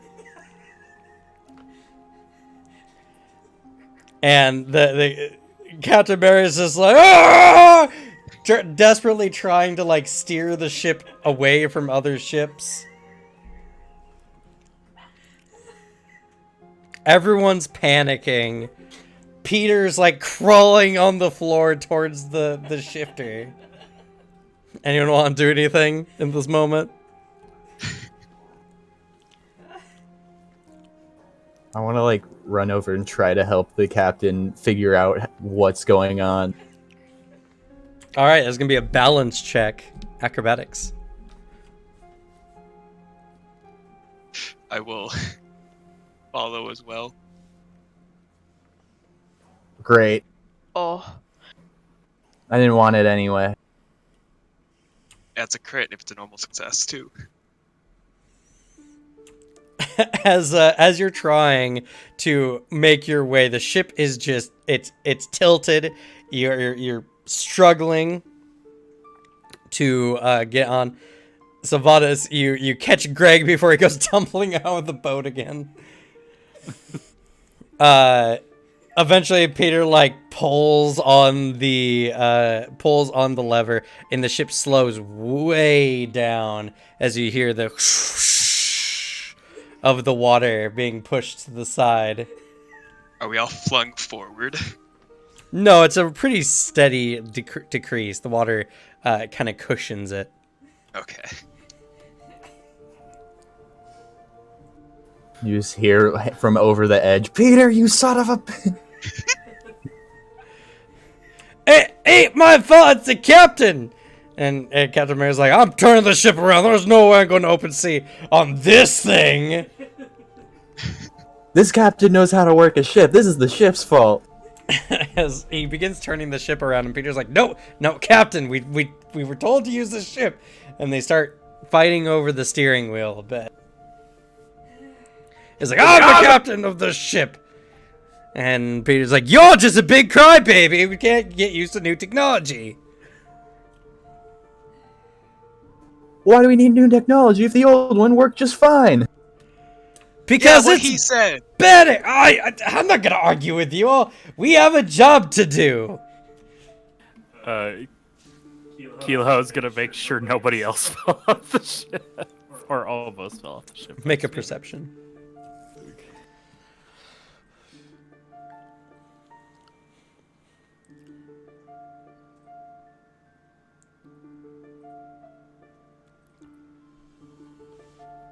All right, keeping a lookout over the water. You don't see any heads bobbing. You're confident that most of the people stayed on the ship. I go through and check the crew members on board that I know were thrown around to make sure there's no injuries or anything from that. You look around. The half-elven woman who is kind of giving the description of the magic runes is sitting there on the floor, just trying to come back to reality, it seems. Her eyes are way far out, and she's just traumatized by the experience. Ma'am? Ma'am? Are you okay? Huh? Oh, I thought I was going to fall into the water for sure. Oh, her eyes are wide with fear. Maybe we should go inside and you can sit down there. Okay. Fidget escorts her. Make sure she makes it downstairs. As you're doing so, Peter finally convinces the captain. He's like, "Look, just pilot it for a day. Get your, get used to it, and then if you don't like it in a day or two, we can come back." And Captain Mary's like, "All right, fine. But if I don't like this ship by the time Absalom disappears from sight, I'm taking this ship around." "Yes, Captain."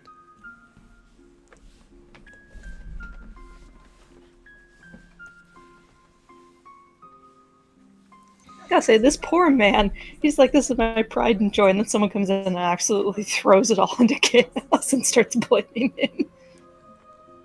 To be fair, how many things has the ship almost killed at this point? Actually, that's a good question. Was the port really busy when we were flying out of here? It was, but I mean, as busy as a port is, there's, like, if you look at the picture there's a good amount of space around the ships.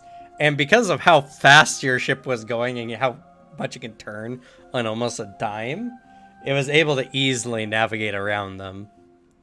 Even Captain Mary, and all of his fluster in the moment, is still a good captain.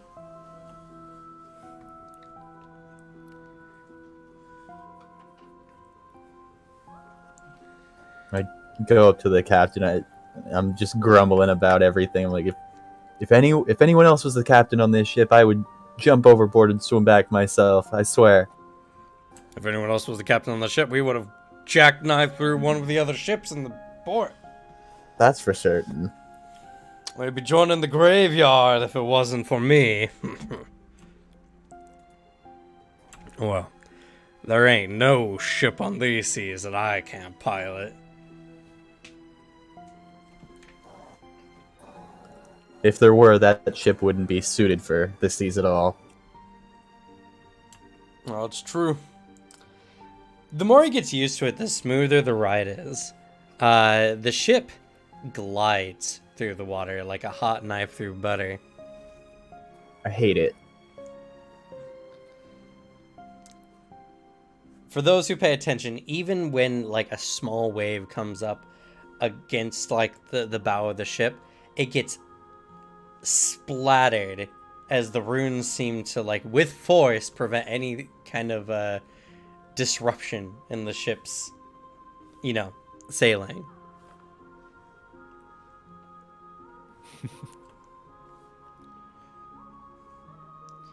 You can see now why it's called the Sapphire Cutter, as it looks like this ship is just literally cutting its way through the waves and everything.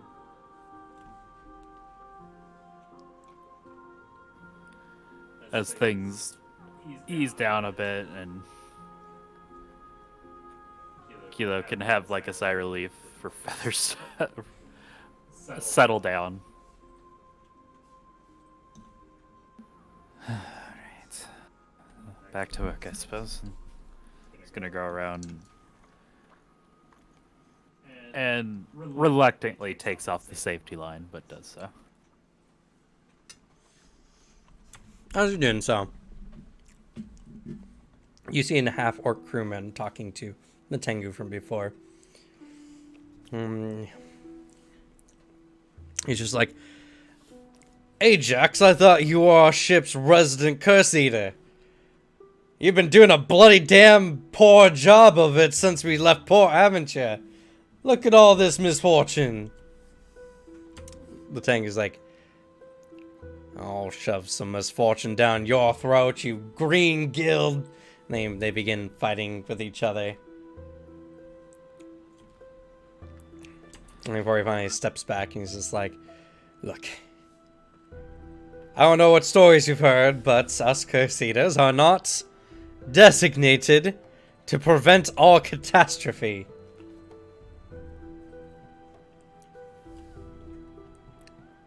Alright. If someone steps on the toes of the gods, then you can ask me. Hey, Feng, be willing. But beyond that, I can't help this thing. He motions at the ship. Yeah, well. Fine, whatever. Just, Yo, alright, sorry, alright? I'm just a bit spooked by everything. He's like, no, it's alright. They go about their ways. Kind of just smiles.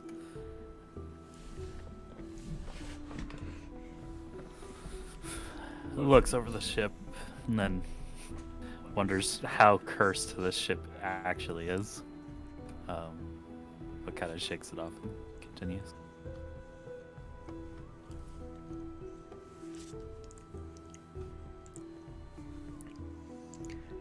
The ship makes good headway out, and you eventually approach the flotsam graveyard,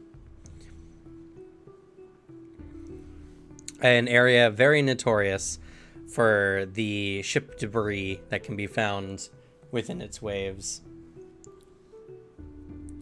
Very dangerous for most ships. Typically, there are some Coast Guard who are out and about clearing the way to allow ships easy entryway in and out of the graveyard.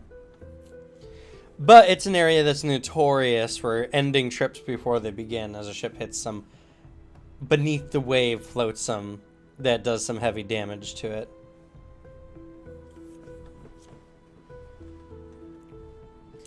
By about this time, though, Captain Marius Toon has changed somewhat. And he's just like, whoa, look at this.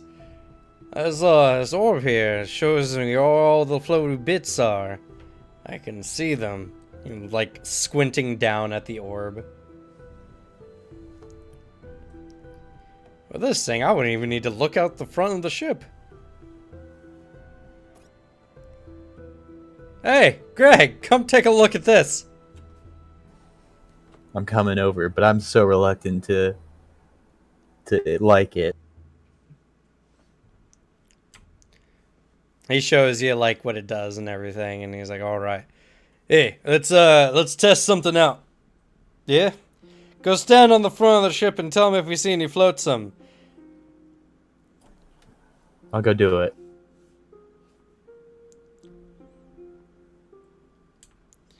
As the ship begins moving out into the graveyard, you're keeping your eyes peeled. Go ahead and roll a perception check for me.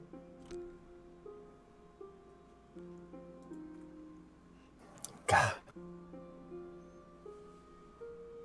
I'm so bad today. As you do so, you're looking around. You don't really see anything. The water's a bit choppy today in a very deep blue. And he's like, flotsam! At about 11 o'clock. And you look where he motions, and before you could even see it, he sees it. You see beneath the waves what appears to be like a railing just floating in the water. There it is. I see it from here. Amazing! Before you could even see it, I found it on this orb thing. Wow. I go. Now I'm interested in how this thing works. So it just shows you. How does it see everything around? Oh, you hear behind you the half elf from before. God damn it. She's like, actually, it's really fascinating. See, we channel a bit of a magical current through the waves using the runes on the ship, and for our proximity, it kind of echoes back and forth. And she really starts going deep into it with you. Is that healthy? Like, if someone falls in the water, is that magic gonna mess with them? I heard magic radiation's a pretty nasty thing sometimes. Oh, no, it's fine. This magic barely even appears on the metaphysical plane. Yeah. The captain's like, yeah. Didn't you hear, Greg? Metaphysical plane. Yeah, it's barely on it. So that makes it it should be fine then. She's like, yep. As long as it's not, some mostly liquid life forms.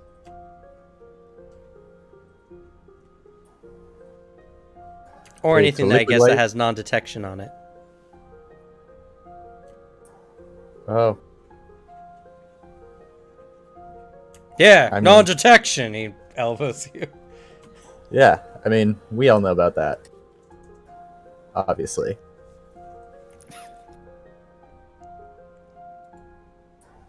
No more really needs to be said, am I right? Yes, nothing more. And she's like, oh, I'm excited that you both seem to be so good at this. I was told that Captain Mary was very proficient, but to think that he could handle such a sophisticated ship so easily. I mean, with some rough parts in the beginning. Yeah, great. Yeah. If Captain Mary couldn't do it, I don't think you could find a sailor on this side of the continent with who could manage that one.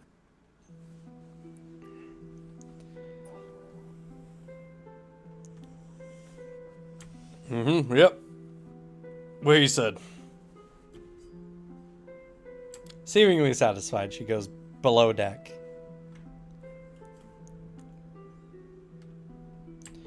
You know, I was having fun until she started explaining it to me. Yeah, that really took the joy out of it, right? Yeah. I It was think I know cool. even less about the ship now than I did before.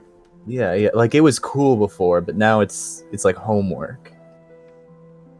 She made it into science or something. Well, they're the ones who gave us this beautiful girl, so we gotta give them our respect. I suppose so. Hopefully there's not liquid life forms and non-detection. I don't know. Yep. Hopefully not. Whatever that means. Seem to know about it. I'm sure they'll handle it if it comes up. Sure. They would handle it. They handled anything else that happened earlier. Yeah. If we haven't seen anything like that with our experience on the seas yet, it's not out there. You know what? We could use with some morale boosting. Joseph! Get your butt up here on deck and play some music! He shouts down into cabins below.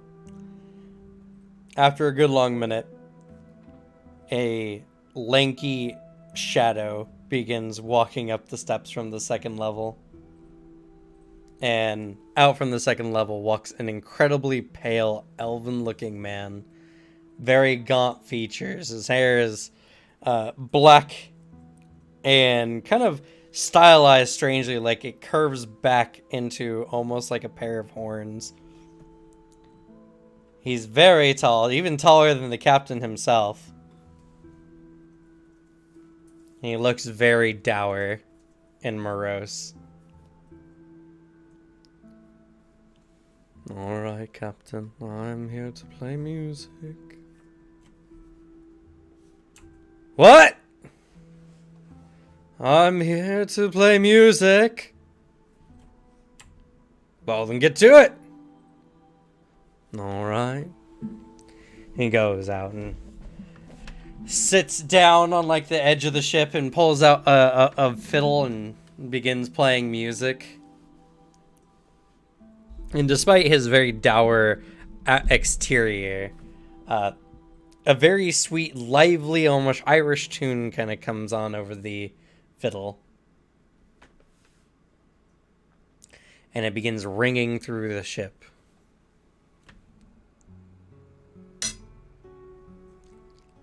Is it good? It's amazing. It's always nice to have a good musician on the ship. It's good for morale. They thought I was crazy when I took one on my ship so many years ago. But after that battle, we lost half the crew. We still managed to get the ship back, and everyone was at least not completely depressed. That's true. Good music can cover up any loss.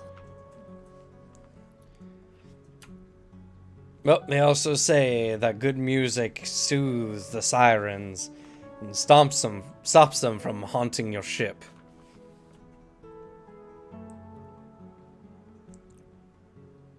Yes, I'm as always, I'm glad to have such a outstanding captain. Yeah, well, what can I say? They hire the best.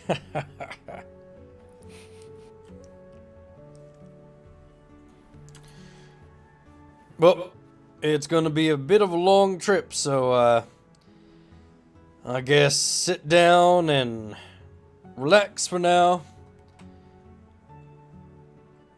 Enjoy the ride. Will do. I'll keep an eye out still, but apparently we might not need it with this thing around. Well, that's true. Oh, look at that! It even shows you the birds over the ship. God, this thing's amazing. It is pretty impressive. Not that I want to hear about it ever again, but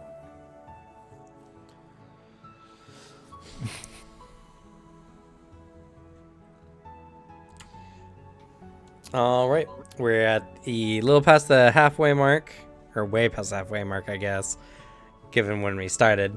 Did we all want to take a quick 10-minute restroom break? Or do we want to keep going? I would appreciate it. I would like a break. Alrighty. Well, we're going to go ahead and take a quick break. Thank you all so much for watching up until this point. We'll be back after a quick 10-minute break. We'll say around 6:50 p.m. Pacific Standard Time or so. If you're enjoying this and you have not done so already, please like and or subscribe to see more amazing content like this. Riptide will now be every Tuesday, 4 p.m. to 8 p.m. Pacific Standard Time. You can watch it on your platform of choice of Facebook, YouTube, or Twitch.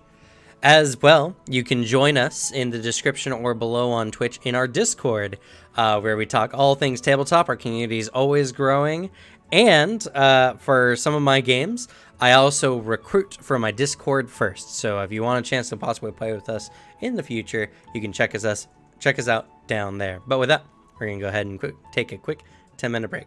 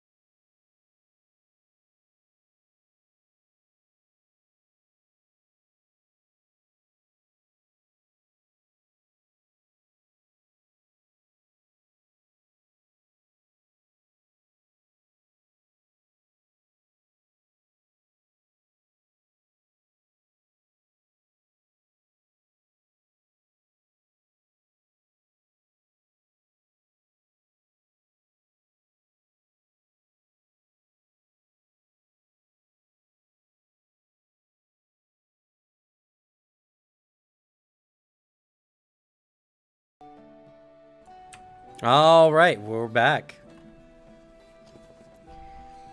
So, as the group and crew begin sailing out, your destination is thus. Actually, let me get a map.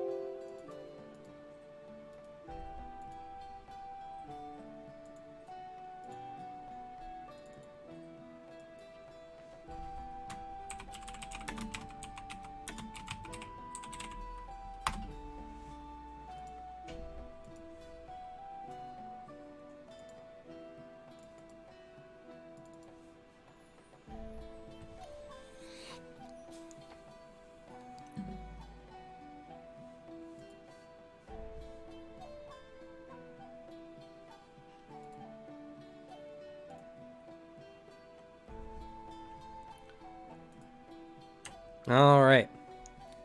Here is an image of the Inner Sea region, which is the setting, for the most part, for Lost Omens for Pathfinder 2e, for those who do not know.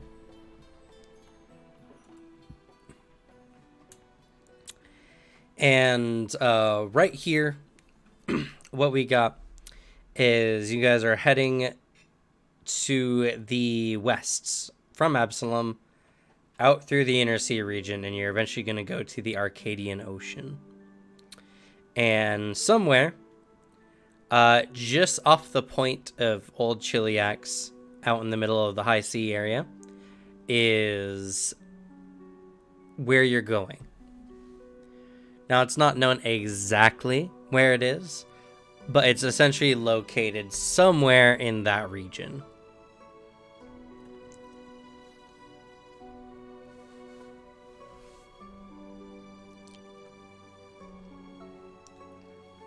And as you can see, you guys have quite the way to go, since you're going from the Isles of Kordos all the way pretty much from one side of the map to the other. Fortunately, it's relatively faster than traveling by foot. You don't have to worry about any terrain or mountains or anything in the way. And the Inner Sea region, for the most part, is a relatively gentle sea area. It does get a little rough and wavy, but nothing as bad as out in the high seas.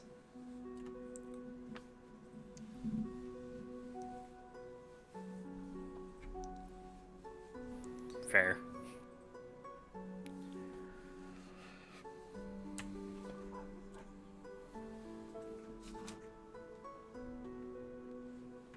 So, as the ship goes along, it also, for those who have been on boats before, it travels fast. It's astounding. You don't need a strong headwind. You don't need anything. The ship just goes.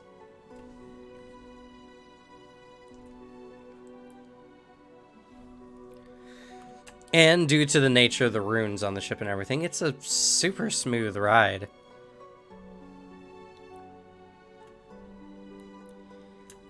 Eventually, a few days in, you do feel some turbulence, as it were, as the ship doesn't seem to be able to cut through any swells that are of a particularly large size.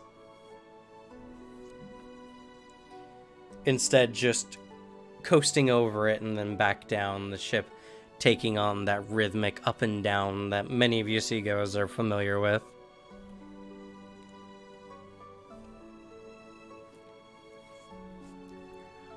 But unless it's a particularly rough days, it's just smooth sailing.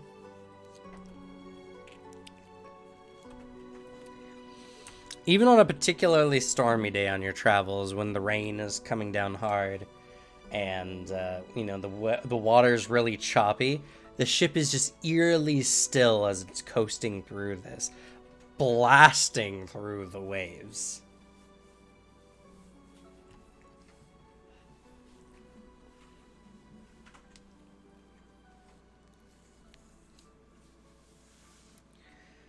So, on this journey, what do y'all do?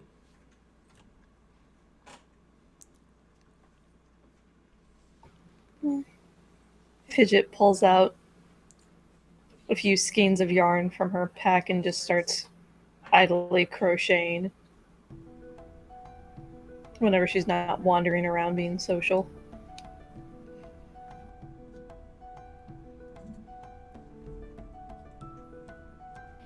This is a couple of days after starting, right? Yeah. Okay.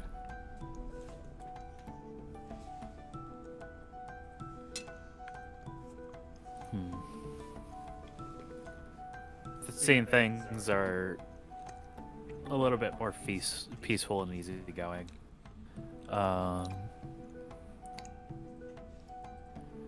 She will position herself at one of the sides of the ship, kind of attaching a grappling hook to the edge and the rope around her waist, and then kind of sits perched on the side with long spear or just a regular spear drawn, and is looking to maybe do some less traditional fishing.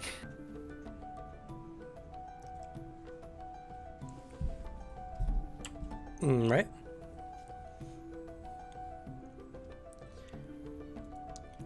Oh, and I guess specifically for Kilo, you find who your roommate is the first night. It is the half-elf arcanist that has been describing everything to everyone. Get wrecked, idiot. Oh no. Fortunately, she seems to tuck her out really early and is passed out, ugly sleeping on the bottom bunk there. She kind of snores. As it just looks like she was thrown into her bed and is just laying there just...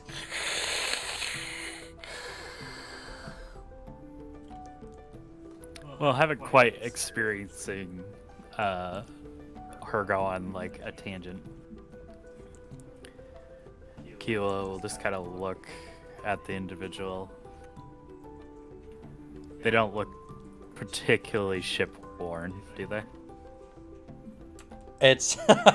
No, she doesn't look like a sailor, if that's what you're asking. Yeah. She looks some kind of worn, though. Like I said, it looks like someone just crumpled her up into a ball and chucked her into her bed. And that's how she's sleeping at the moment. Seeing her, there's like an eye roll and like an under the breath, fucking civilians. And then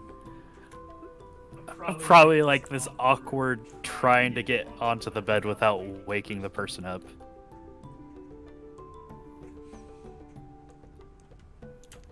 You do so. It's not quiet, but by the time you're in, you're confident she could sleep through the apocalypse. Gives a sigh of relief. That was probably the first night, and then there's awkwardly getting situated on the bed.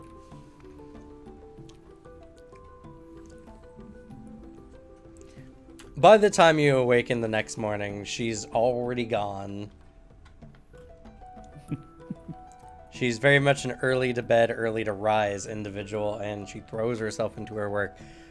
She can be found mostly on the second level of the ship, where all the Arcanists tend to be.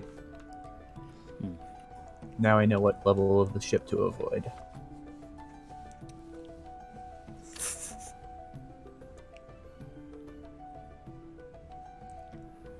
Which is fine with Kilo, because generally keeps topside, make sure to carry out any orders, and when there's downtime, probably just peering over the edge or, well, now fishing. Well, as you all attempt to fish, and for anyone who does, while the ship is going at its current speed, you'll need to make a survival check at a DC 25. Is that because of how fast the ship is moving? Correct. I can't even make the check. You got this, Greg. Nice. You can natural 20 it. I could do it with a 19. Ooh. You got this, Greg. Yeah? So close. Are we all fishing together?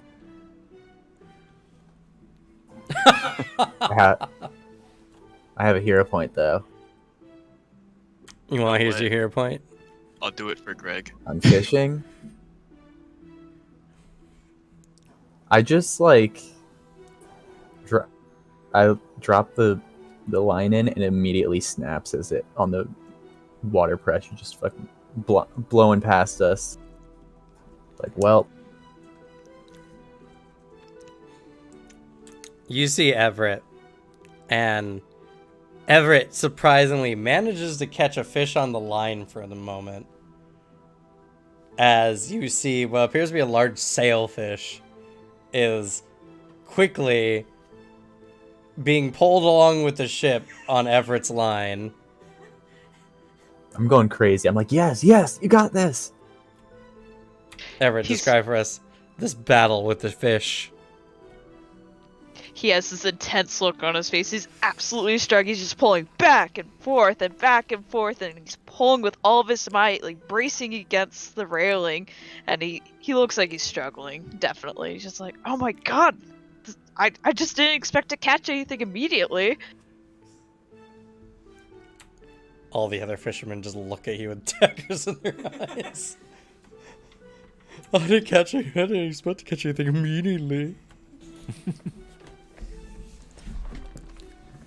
Oof. Everybody's thoughts of you degrade. One stage. Just kidding.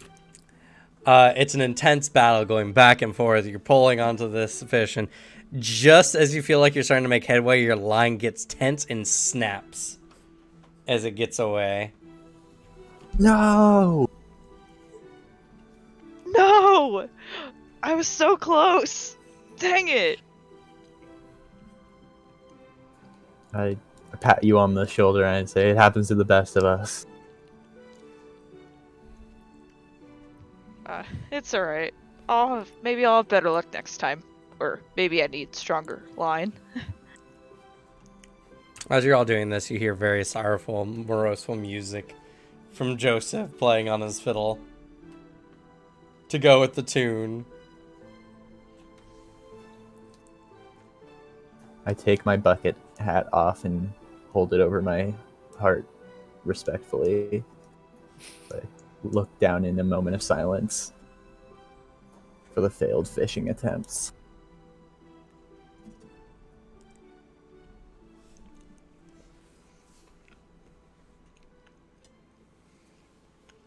It was not a good day for fishing.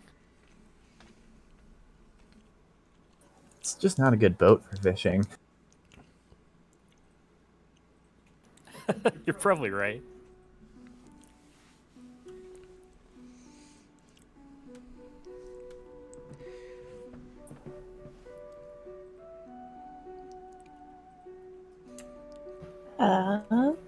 While this is going on, Fidget would be probably with the Arcanists.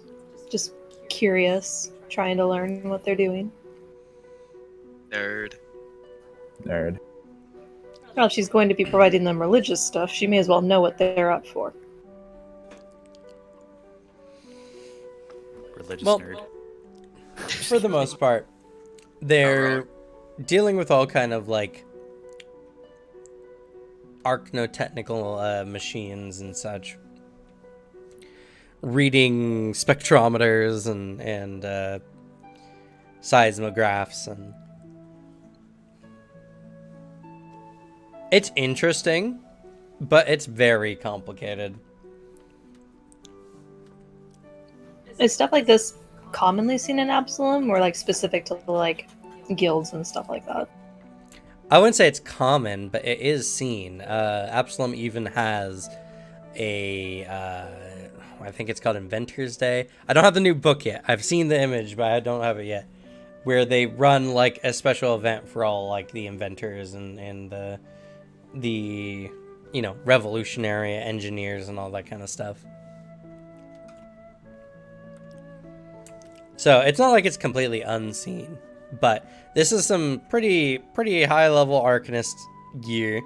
Unless you're trained in Arcana, you can't even guess what everything is about. That's fair. How is our Arcanist doing? Seems she's recovered decently from her trauma. Yeah, she hopped right back into it, and as she notices you, she kind of comes over and she's like, "Oh, I didn't know you were interested in this kind of stuff. Thank you so much for the other day, by the way." Of course. It's an idle curiosity. I'm afraid I probably don't have the mental capacity to fully understand what you guys are doing, but it's still fascinating. It is. Let me tell you. I'm sorry. Bad habit of mine. My name is Anandrian. I'm Fidget.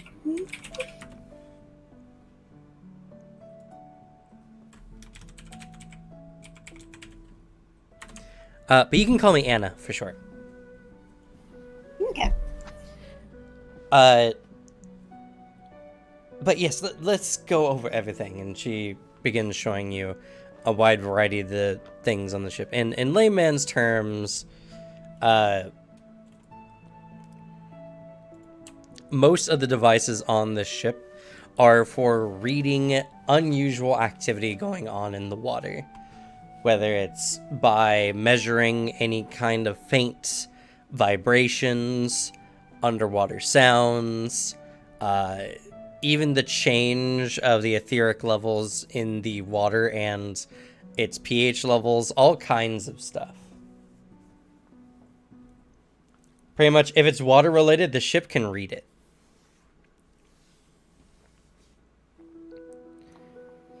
Okay. She definitely does have an eagerness as she takes all of this in.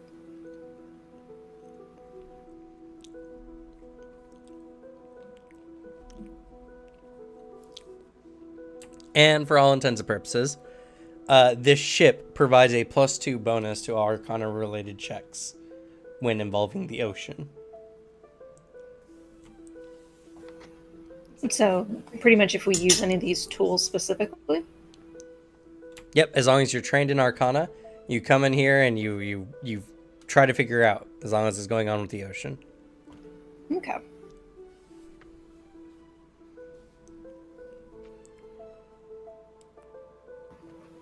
So how long have you been an Arcanist? 40 years.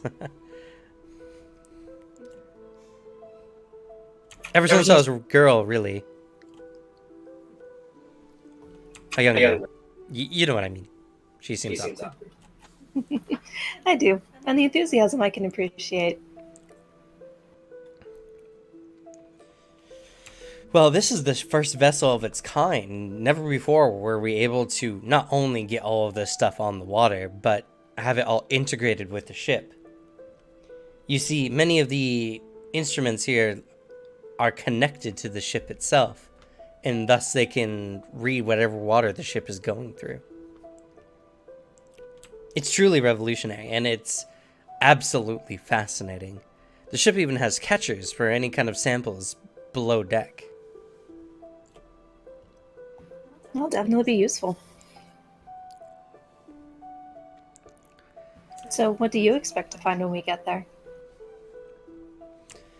I don't know. There's so many possibilities. My biggest concern right now is that this portal is going to cause some kind of pressure difference between our plane and the plane of water. If that were to go, unattended for too long, the world's water levels could rise by significant amounts, even forever. The whole world could be drowned out by it. In a few tens of thousands of years, but still. Well, I'm sure we'll figure it out. There's no need to be fatalistic. There's always hope. I get that. I understand. There's so much, and it's. I don't know how to put this into words. I'm excited for the possibly cataclysmic events we may come across and or stop. Fidget chuckles. That's fair. Think I'm in a similar boat. Oh, your eyes get wide. Tell me what are your theories? I don't have any theories. It's more of a feeling. But that's mostly to my heritage I can attribute to. A feeling. It's a gut feeling. I don't know how to put it into words, though. There is some excitement in there, though. Is it somewhere maybe in your diaphragm or stomach or colon area? No. It's not indigestion. Well, I know that, duh. It's... I don't know how to explain it. You normally go by your mind first over emotional, correct? Somewhat. I mean, we do develop a sense of intuition. True, but you know how the saying is, follow your heart? The gut's a similar phrase. The heart can't physically tell us, but neither can the gut, but there's still good feelings that come from it, and sometimes they often give us a heads up for something. I guess. I don't know. That's beyond me. Granted, you're a cleric, so I guess I gotta believe you when it comes to stuff like that.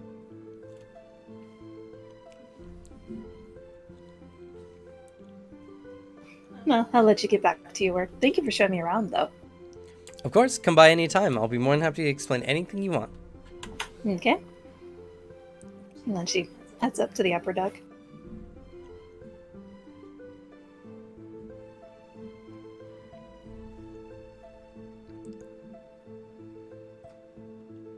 Alright. Anything else y'all do?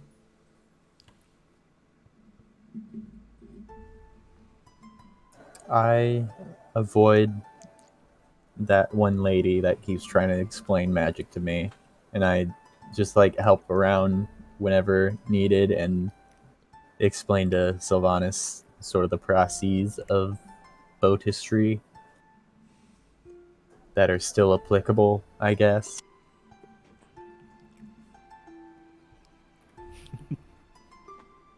There's sadly very little. I listen intently anyways.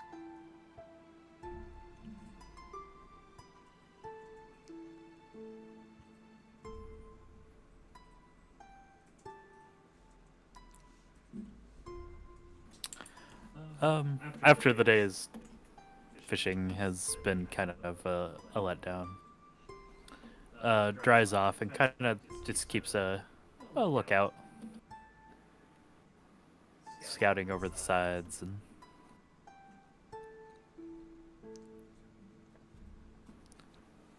doing any busy work that you can. Okay.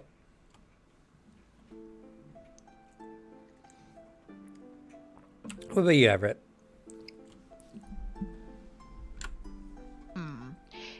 He tries to, after that letdown, he tries to help out any way he can around the ship, and then afterwards, he just looks around, just admiring the beauty of the ocean, and then he goes back downstairs to go read a book.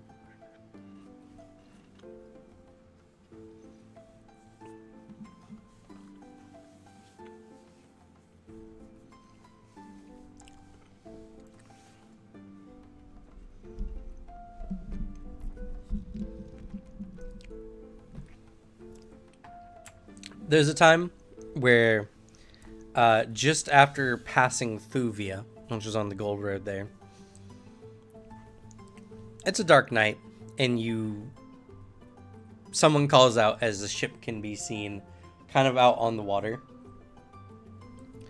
And for the most part, ships don't operate at night. Your ship is unusual. Mostly because even in the darkness, the little, orb can detect objects in the water for a good range.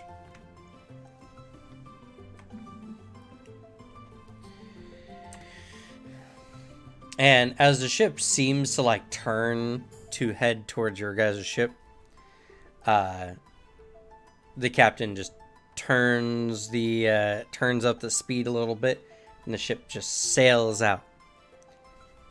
Even if a pirate ship really wanted to try to get the jump on y'all, they would struggle to do so unless they somehow managed to sneak up on you out in the open ocean.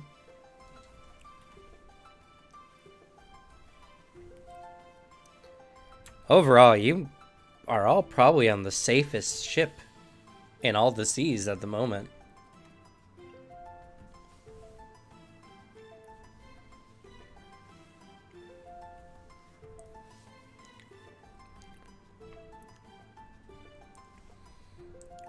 Many times the deck on the aft end of the ship is lifted up, and the various engineers, Peter included, are constantly looking at the engine, making sure everything is going all right.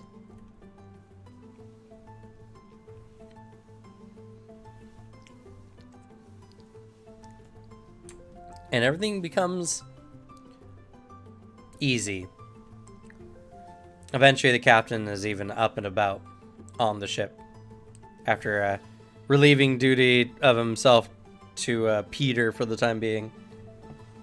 As he's just like, a ship's a marvel, that's what I can say, for sure. That's kind of boring, though. You don't gotta worry about anything. No surprises, no shocks, and I've been on plenty of quiet voyages myself, but, this ship, I can't even imagine anything bad happening. I get you. We saw that boat earlier, and I was getting ready. I was preparing myself for an interaction there, but then it was just gone. Yeah. There's nothing that'll get your blood going more than having the pirates on your tail, and you gotta outmaneuver them on the sea. But with this ship, you just go faster than them. That's it. There's nothing else. No skill involved. You just press that little lever thing forward more. Well, I suppose we might come across something that'll give our ship a run for its money. You never know out here on the open seas. Well, let's hope not. If this ship is in trouble, we're all doomed. That does seem to be the case.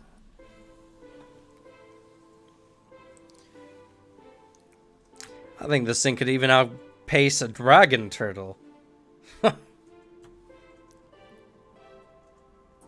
would be a sight to see.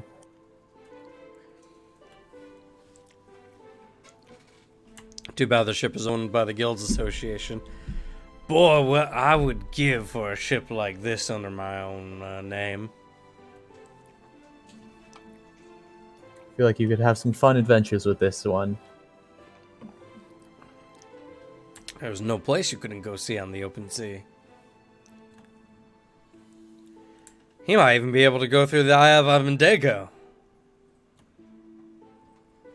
Oh, that would be a fun trip, to say the least. It'll be once in a lifetime. The stories you could tell at the pubs when you get back.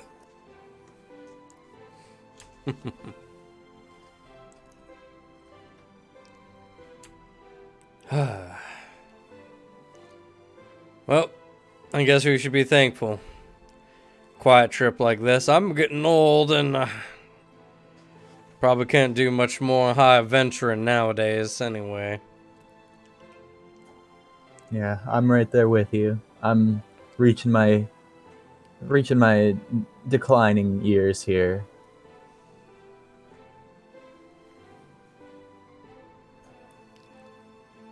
I probably don't have too many more trips in me either.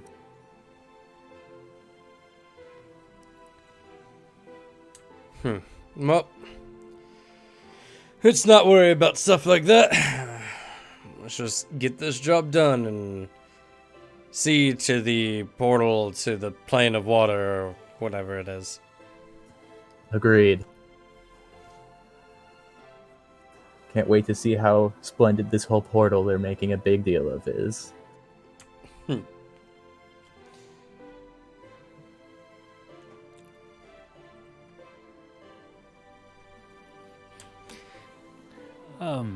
As Kilo is walking around, standing guard, kind of gets a little.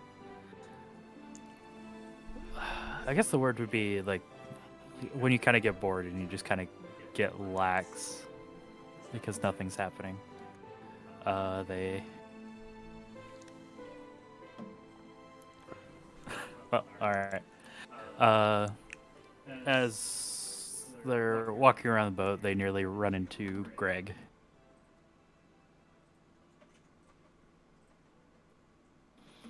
Oh, sorry.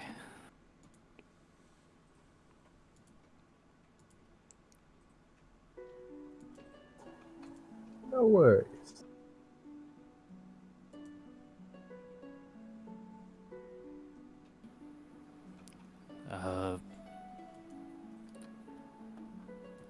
I saw you fishing yesterday. Yeah, are you interested in the sport?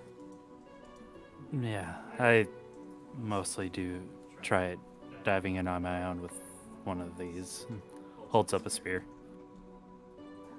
Oh, I haven't tried that before, but it seems like a very interesting way to do it.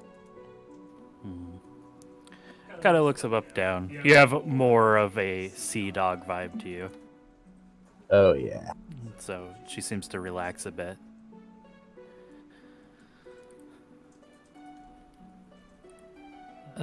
It's a little bit more dangerous if you're not experienced with the line work, but it looks like you're perfectly fine. Yes, I got my knots down pat. That's for sure.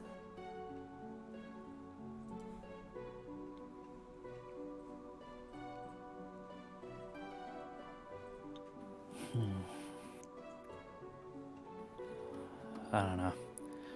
This new ship is nice, I guess. Kind of looks over what was once on the first day assumed to be a cursed ship.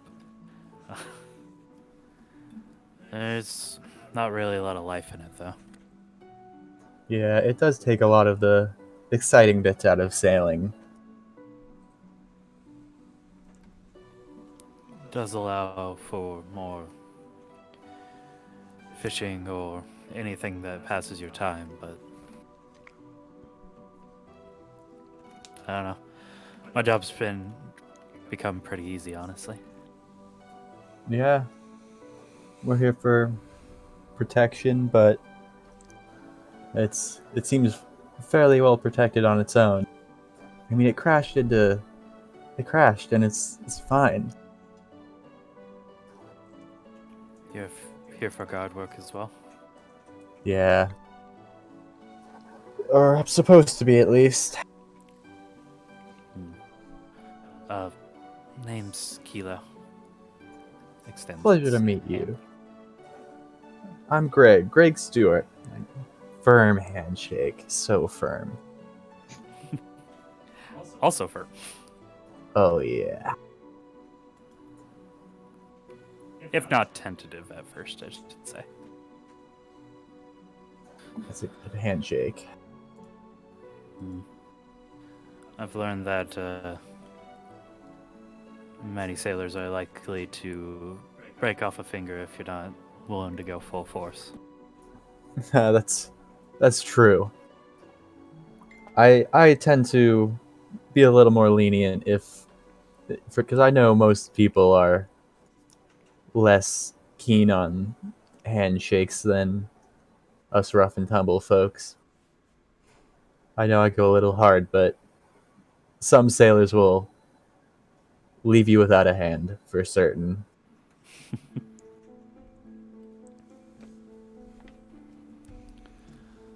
Well, it was nice meeting you, Greg. Have you, I don't even know her name. My roommate, I haven't actually formally met them yet.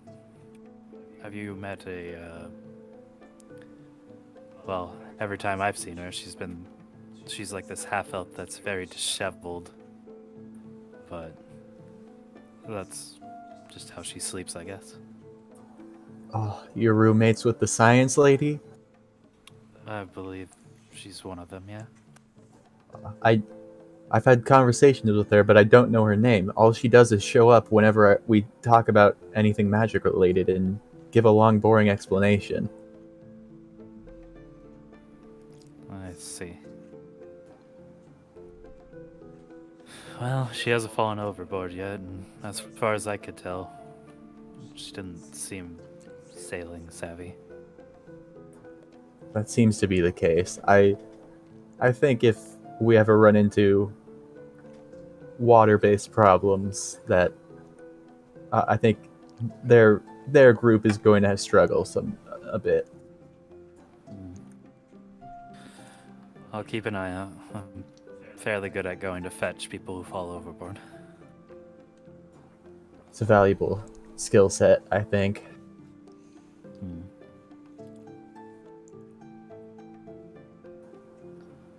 You said you were here for guard work. Is there anything else that you tend to do in cases where that's not needed? I'm actually military. I've done basically everything on a boat before. But it's pretty routine over there. So I was looking to expand my horizons, so to speak, with a trip like this. I'm definitely seeing new things. Just like gesturing to the boat. That first day was a disaster. I was almost sure this ship was cursed. Yeah, I almost was not on this voyage anymore after that first day.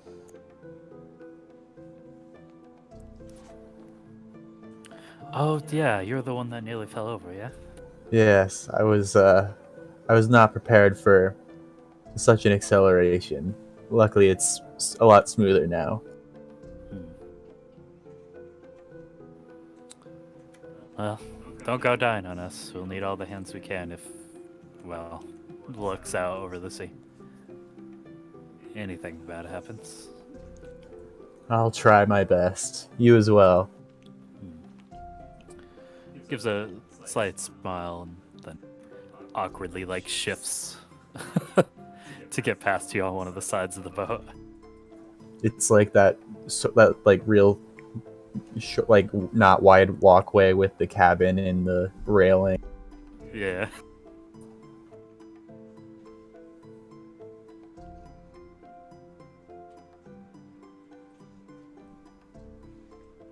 Great scene. All right. Anyone else do anything on your trip?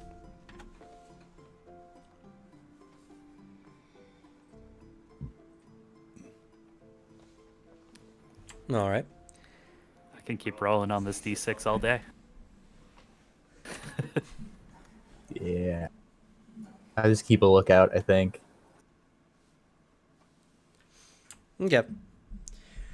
Well, after about the third week, you make it out to the Arcadian Strait, which is the strait that leads from the inner sea out to the Arcadian Ocean.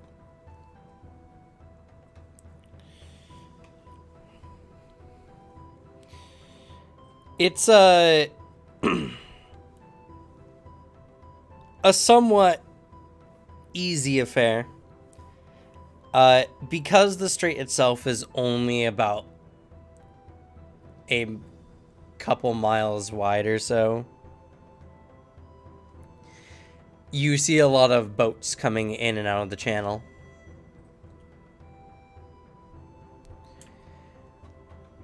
But you get no major issues or problems, and the ship kind of coasts straight out. And you get to the Arcadian Ocean.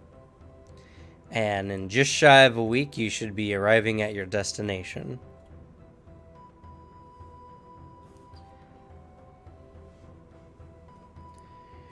The captain does come out and tell everyone that it's been smooth sailing up until this point, but now we're out on the high seas. So, anyone at all times should avoid hanging out over the rails unless absolutely necessary.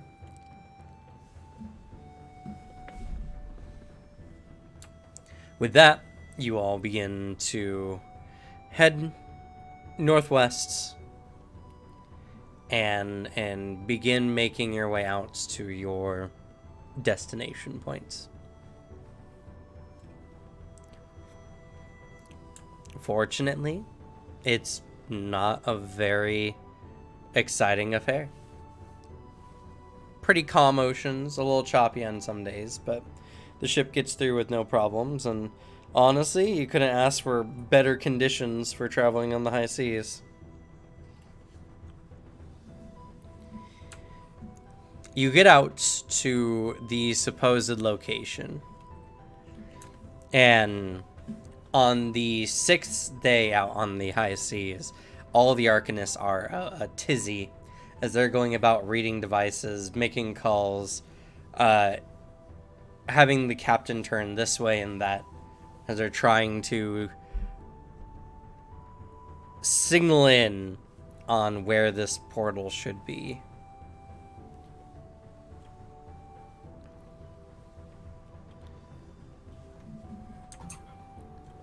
What kind of weather do we have today? On this particular day, it's blue skies and clear sailing.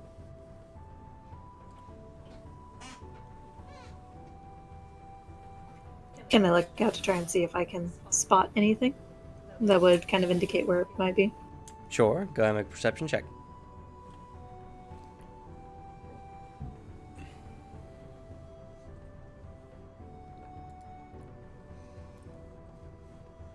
Alright. You look around, and for miles and miles, you try to discern anything, but nothing comes to view.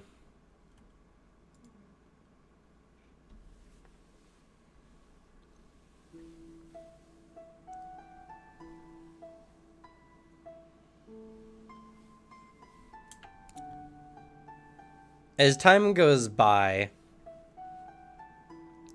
the ship slows down a significant amount. And the captain comes out.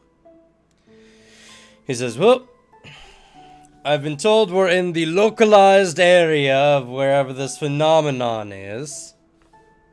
So I've been told. So, keep your eyes out. Do your best to maintain some level of readiness. I've been told that likely this portal is submerged and cannot be seen on open land.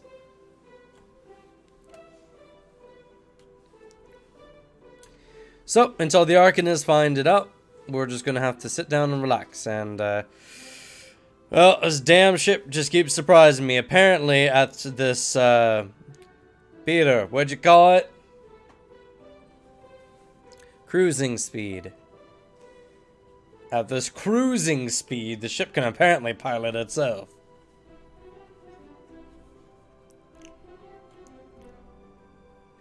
Oh no. The ship has cruise control. But, you know, real, or like actual piloting cruise control, I suppose. Yeah, well, the ship will just veer away from any objects it sees in the water, so. It's kind of like when you play a game and it has an auto run function. You just hit the auto run and just let it go. It's more or less what the ship is doing.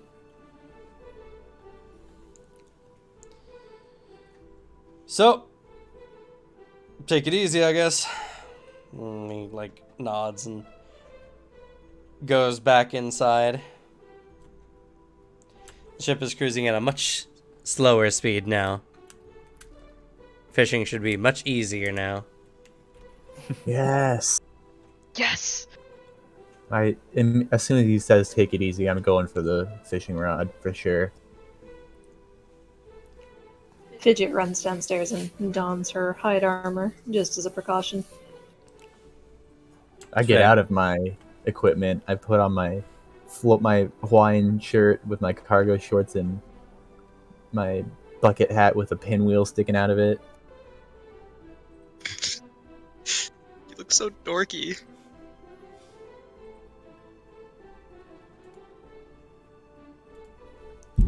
That was said in character, by the way.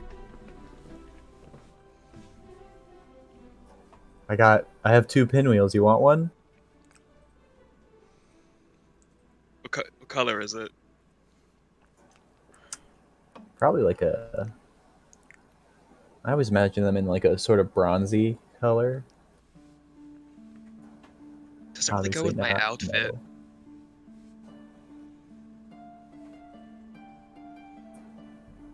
no. I put a bucket hat on you anyway. But I'll keep the pinwheel since you don't seem to want it. Begrudgingly wear the bucket hat.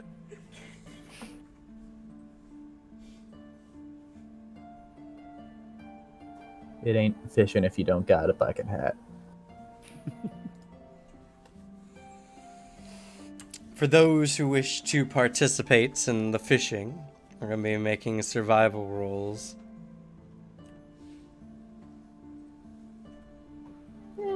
What the heck, Fidget will pick up a fishing pole. Here we I will. go. I will fish again. I have to get that fish. The DC is 15. Ah, All right. Dang it, I almost crit. Doing some dive off the edge and try to skewer things fishing. I'm real interested in this since our conversation. I guess I'll hero point this since we're near the end. Make it proud. Woof. We're hero pointing Ooh. this. oh, same Dang. here. Yeah, that's much better. Yes! I nailed 2 of them. Tilo comes back with a great white shark. So, as you're all fishing, I got a shit ton of numbers to go through now. Jesus. Woof. There's some rerolls in there. Yeah, that's the problem. I have to figure out which ones are which. Alright, looks like Greg got 23 in the end. Everett got an 18. Veggie got a 15. Sylvanas got a 17. Alright, and Kilo got 24.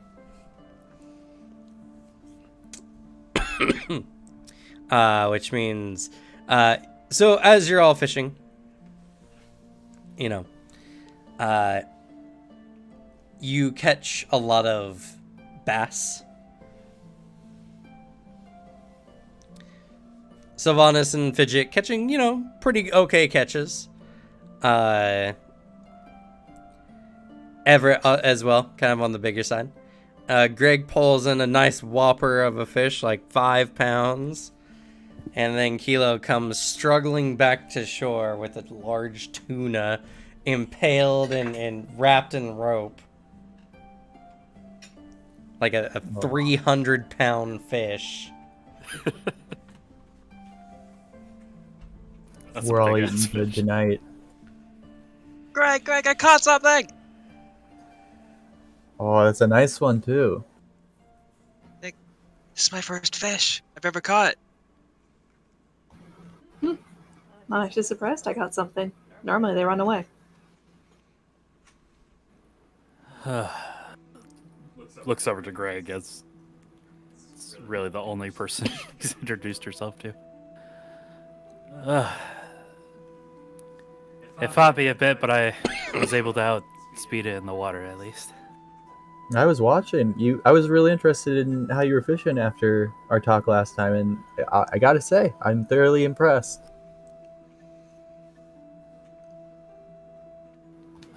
Do you need help hauling that thing on board? Oh, I certainly don't want to be dragging it all by myself, but I can manage. No. Well, it's only fair to help you out. That doesn't look light. Calls like 10 people over to get it on. Yeah, that thing definitely looks pretty heavy.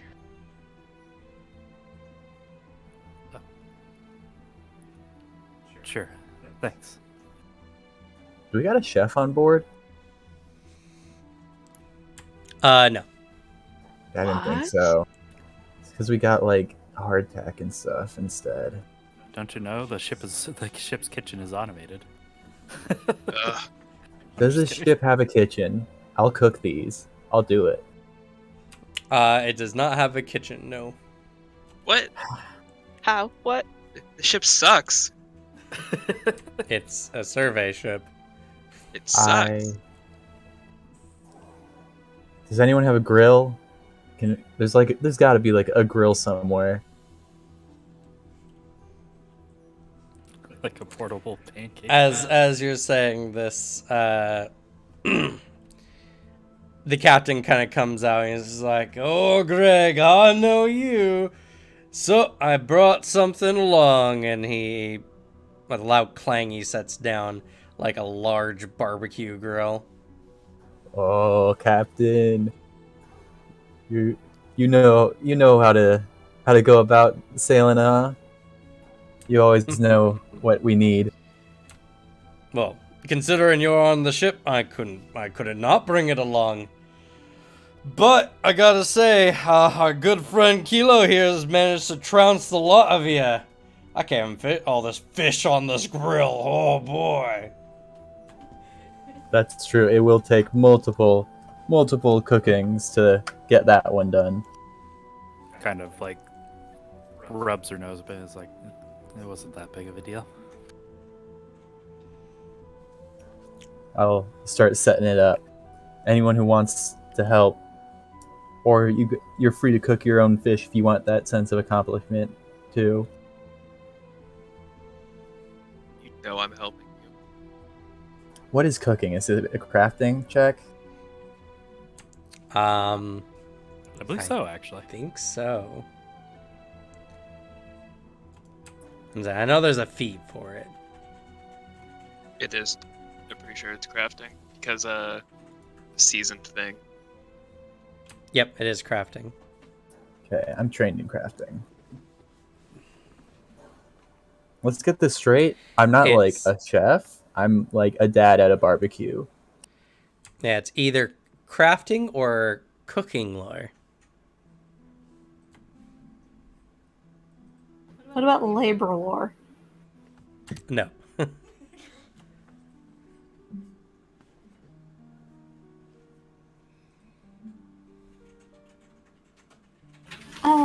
Maybe you can cook this one for me. I have a tendency to burn everything I try to. Reheat. Of course. I guess I'll take the lead here. Thank you for reminding me, Suzanne. I do have labor lore that I need to add to my character sheet. I think I'll use a hero point on this one. Use your dad skills. Yeah, I feel like 18's a good number. Like I said, I'm not a cook. I'm a dad at a barbecue. Oh, considering that standard fish have a DC cooking of 15, you're fine.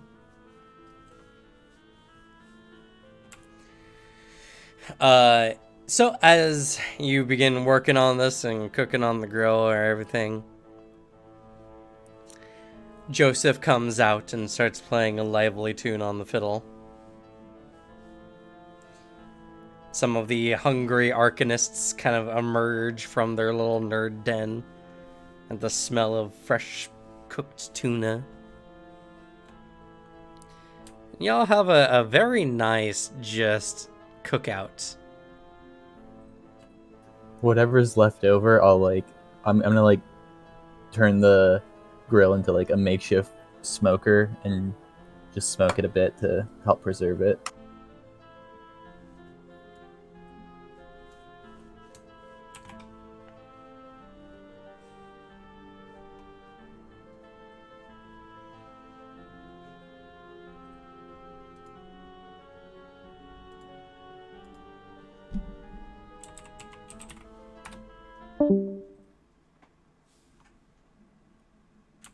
As you're all cooking, getting ready and getting the fish underway, everyone is excitedly waiting. Suddenly, the ship plummets as the ocean dips into a large, almost hole. Like while I'm mid cook, Yep. I just yell out the fish as I'm like falling around.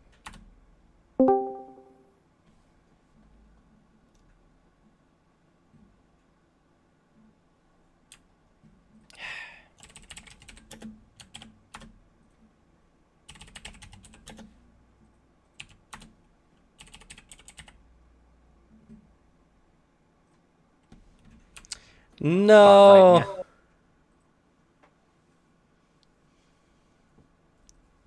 That's so unfortunate. Oh no.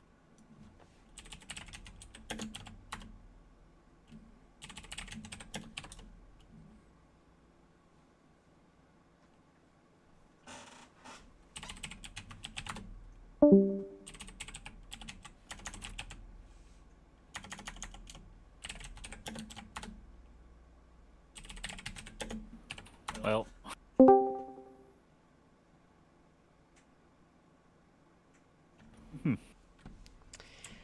Well, that sucks. Because apparently now Fredbo doesn't want to work. I had some very tense music.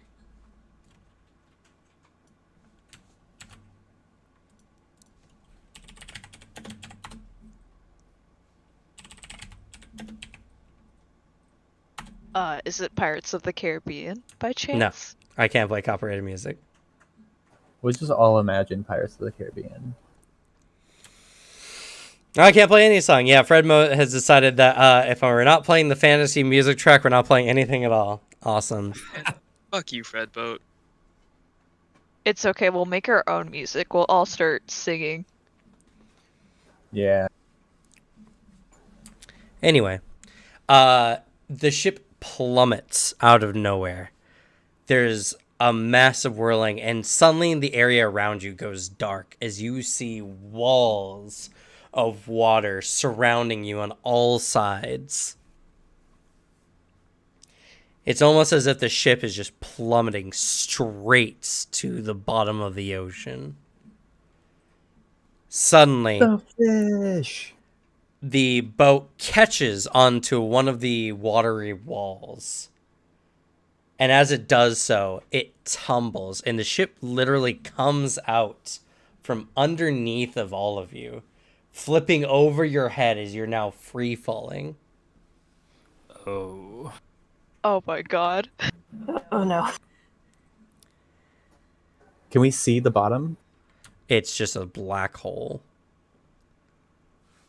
Assuming that there's water at the bottom, I'm just gonna yell out, Sylvanas, pencil dive! Feet first, straight body! Just to try to, like, minimize the chances of death if we hit water. That's This okay. will probably also. Just in case. We just see you go higher and higher away from us. Any nature lore to know what this is? You can try. We're gonna fall like straight into the portal, huh? I do not know what this is. Probably the most likely result, honestly.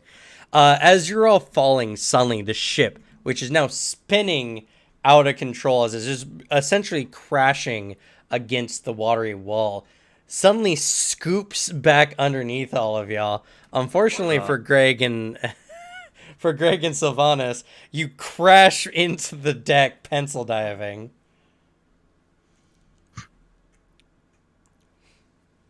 Ow. Oh god. Oh, And Kilo, unfortunately, since you're falling slower than everyone, as the ship was coming back around to scoop underneath everyone, it clips you in the side, sending you careening off to one angle. You are all bounced around, taking I have catfall. it's not the fall that's hurting you, it's the ship colliding into you. Well, coincidentally, I have this ship collision fee. I'm just kidding. Yeah. 22 bludgeoning damage. Oh, Oh my god. Oh my god, I'm alive. for Same. all of us. somehow. Oh my god. 6 health left, huh? Oh, hey, same. Same. We are not the same. You cannot tell me otherwise. As you all take a rough bit of damage, the ship is still careening out, now falling and slowly kind of like drifting in one way as you're free falling. In the chaos, suddenly, you all see a large figure manifest over the ship in a haze of reddish mist. You see long, jagged, taloned hands kind of descending from it. And there seems to be a large being wearing some kind of jagged, broken, alabaster mask.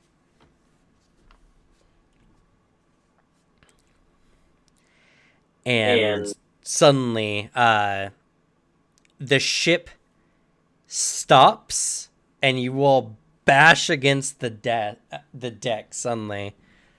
Reflex saving throws. For everyone except for Twilu. Not Twilu. Kilo. Kilo. Close. The last name's Tweely. Yeah. My brain mixed them up. Okay. Y'all take half Oh. of Oh, so you're just killing I us think all. I'm dead. Does my catfall come in here? Sorry. Oh, y'all take 7 damage. I die. unconscious. Unconscious. Has anyone still up after that? I'm barely hanging on with 3 HP. I don't know. All right. So I Hit don't him make the again. reflex save, yeah? No, you fell off the ship. You got Fair. knocked away from the ship. Fair. Everett, as you kind of like are stopped on the ship, for some reason the ship has just stopped midair. Everyone around you on the deck is collapsed, and you see that large figure looming out towards Kilo, reaching out for her.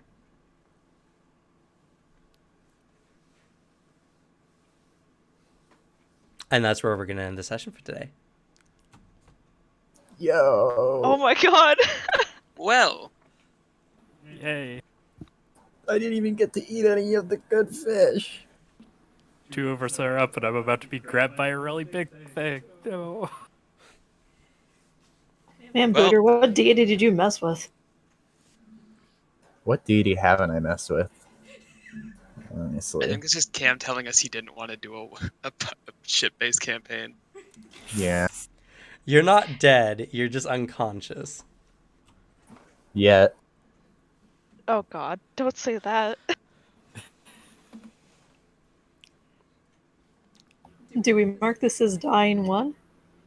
Or not dying one, dying. Yeah, sure. Everyone besides Kilo and Everett. Dying or wounded. Oh no, it's dying. Dying one. We'll leave you off with dying one on your character sheets. I Right, think I thanks, Cam. considered grappling hooking the ship. I'm glad I decided not to. Or am I? I'm not really sure. Don't know if I'm in a better situation, honestly.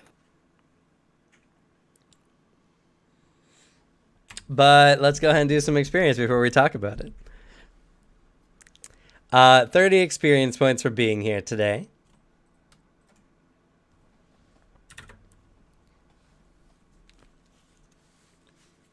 Sorry, I gotta take my headphones like half off. The deafening or the sound canceling just gives me such bad tinnitus. I wish I had music. Oh, I just copy and pasted the thing you had, and I opened YouTube and put it on loop. That's fair. Character interpretation. I think we got a lot of good character interactions today. I'll give everyone 20 XP.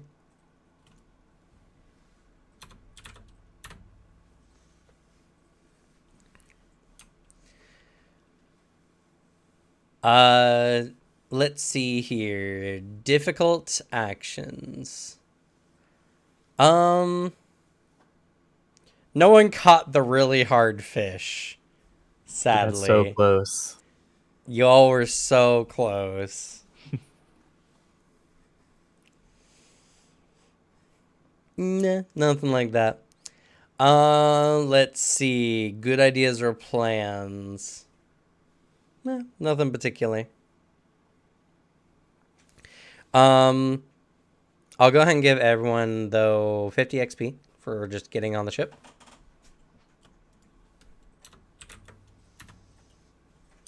Kind of a, not a segment closure per se, but a good, like, you did your first objective kind of XP. Congratulations, you finished the tutorial mission. Walk to the ship. No combat took place. Everyone took the same amount of damage. No one did any facing. Yeah, not a lot of player awards in that regard. So let's just go ahead and go straight into player nominations and our kudos.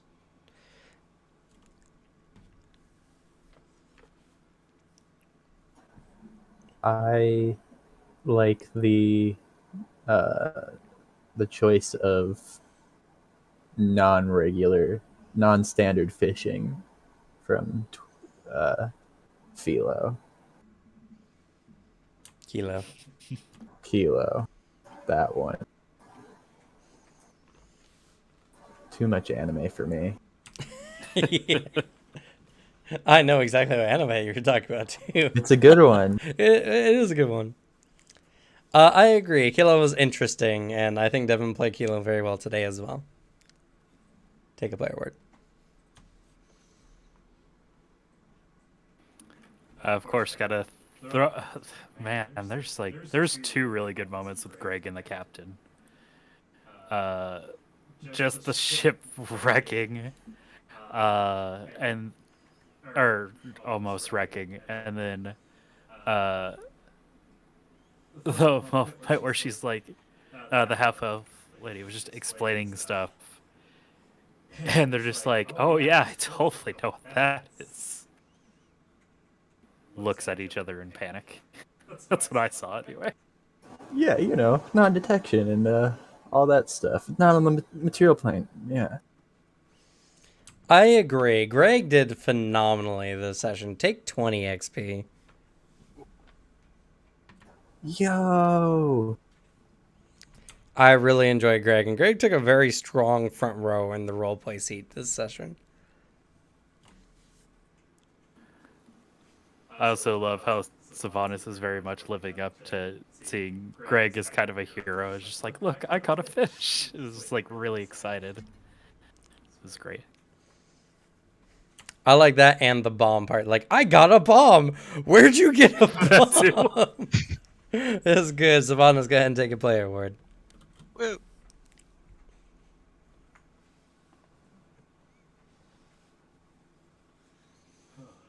And then Fidget also was doing a really good job of like going around consoling people that seemed shooken up, whether that be the half elf lady whose name escapes me at this moment, Anna. Anna, and I think it's Sylvanas at one point as well. I might be mistaken though.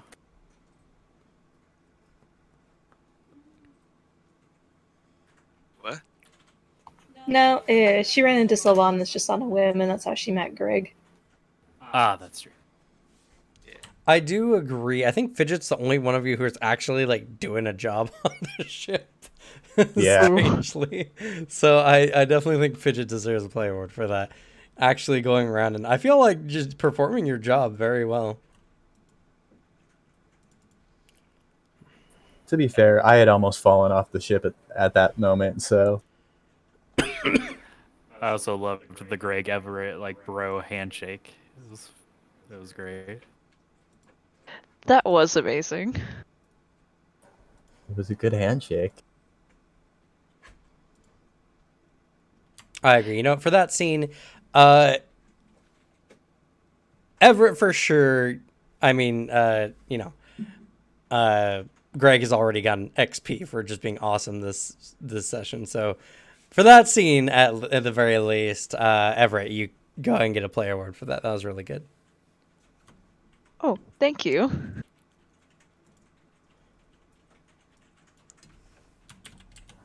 I liked how everyone was, more or less everyone was into the fishing, except for like Fidget. But I had expected it to be me sitting in a corner alone with a fishing rod, but then we were just all lined up. It's like, yes, I mean, Fidget joined in as well. it was a fun time. Nice little bonding experience. Yeah, we're all fishing buddies. And we all succeeded at the end there. You know, I agree. For that last scene with everyone getting their fish together and everything like that, take a player award. You all did phenomenally with that scene, and I think it was fun. I'm so sad we didn't get to eat the fish. I guess everyone else might have. That's true. You got robbed though.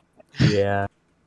I was doing the polite cook where I'd eat last once everyone else has got food on their plate, and then I bet I was like cooking the fish that was about to be mine, and then there it went.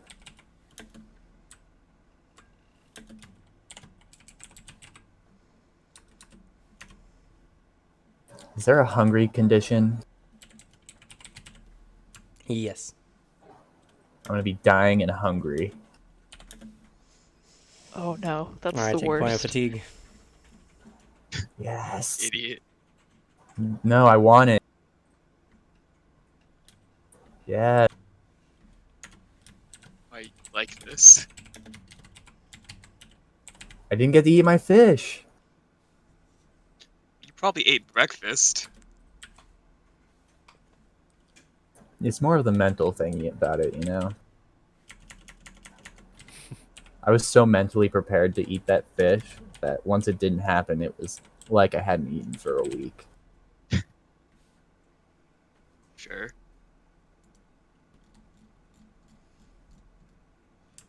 Any other player nominations and or kudos? More like a pity kudo to Kilo. Just because you're used to a lot of open spaces and now you're cramped. Not only that, you now have a roommate that snores. 100% did get the short end of the stick on the roommate end here. I definitely think Kilo gets the pity award for just living in a world not suited for your character. Oh It's yeah. a very real thing.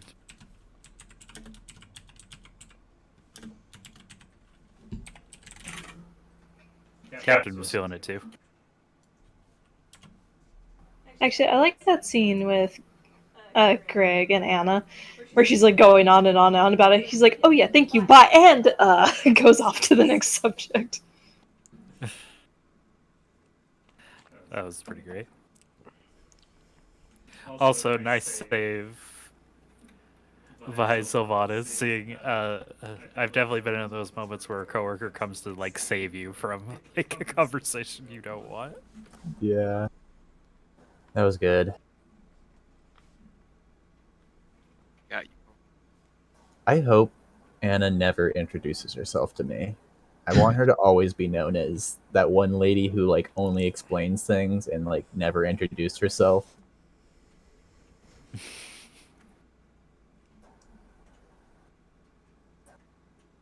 want to give a kudo to Cameron. Love your NPCs. They're always fantastic. I don't say it enough. They're always a joy to talk to and be around. There were just a lot of banger NPCs this time around for sure. Mhm. Oh yeah. Glad you enjoyed them. I feel like we've been playing so many games just in the middle of a jungle with no new NPCs for so long. Nice change of pace. Agreed. What are you talking about? We got Bakubo. I hate it. I'd rather have nothing.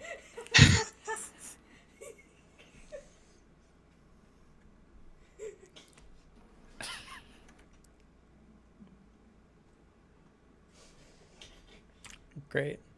Any last nominations in or kudos?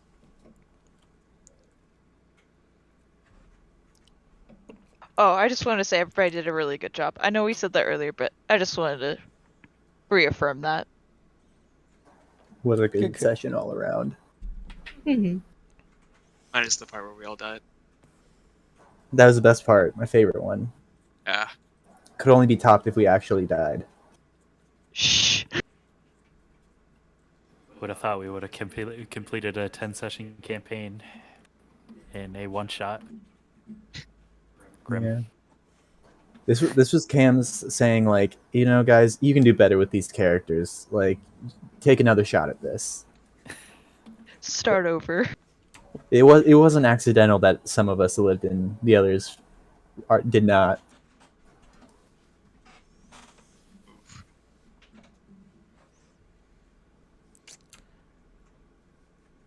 Sure. I know what you're getting at, Cam. I see Good. your true machinations coming through. He wanted a Gasp. full bard party. We understand now. I see. I'll do it. Well, I do have to ask, how'd you all enjoy the first session? Loved it. Fantastic. I liked it. It was a lot of fun. It was a delight. What did you all like the most of the session? Captain. Captain. Honestly, Greg. Greg was fucking great. I came into this completely not expecting to be a face type character, and then by the nature of the character I made, ended up being a face. Like, if I had thought about it, obviously that would happen, but I enjoyed it. It had a lot of good interactions for me because of that. Oh, definitely the captain on your end. Yeah. Yeah. Just all of the NPCs, really. The captain was fun to be with, and then Peter and Anna were good to hate. I did love the captain and Peter's awkward conversation at the start of going with the ship. Oh, you just look into the orb. No, I can't do magic, right? I know. Blink. Secondary blink. It's great. Love it. I worked really hard this time to do a lot of scene setting and really establish the feeling of the ship and the crew.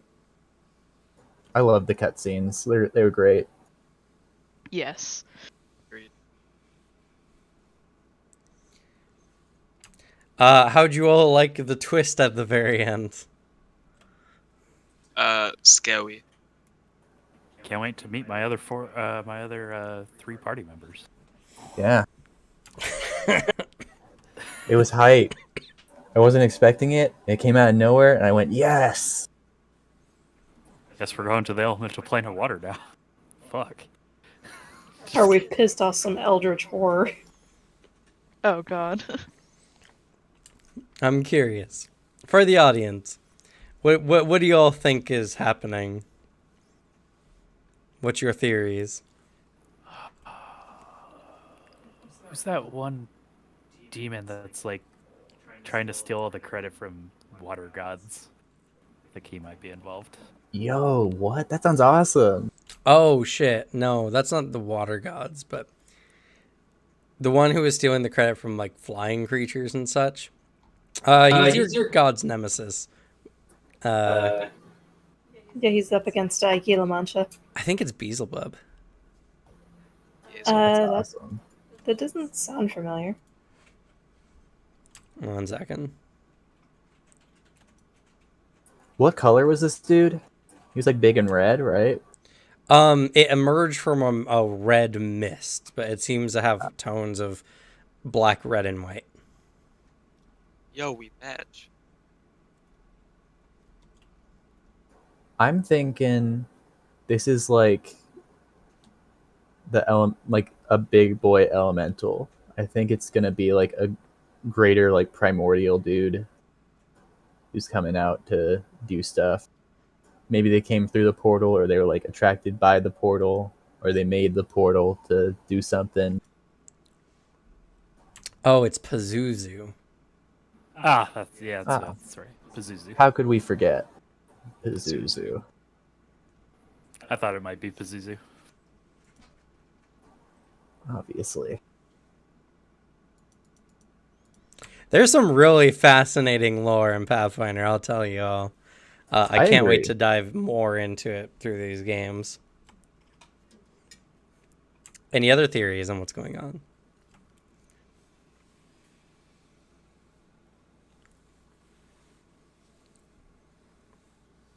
Not off the top of my head. Give me some time. I'll come up with my own crack theories eventually. I have no idea. It's Greg from the future. Twist. Yeah. I know nothing about Pathfinder lore. I cannot come up with any theories. I know nothing about Pathfinder. God, I can't speak. Pathfinder lore. Jeez. Neither do I. I just assumed they were primordials. Or maybe Guardians of the Portal. I don't know. I'm just making up stuff now. Its color scheme doesn't seem to be watery, so I don't know if it would be to the. Or is the portal guaranteed, like confirmed to the plane of water, or was that the guess? That's what everyone's guessing. No one's seen it actively, so you can't be 100%. I guess alternatively it could also be Todd Howard trying to get me to buy Skyrim again. True. God damn it, Cameron. Oh, you're awake. No! They caught you trying to cross the border between the material and the water planes.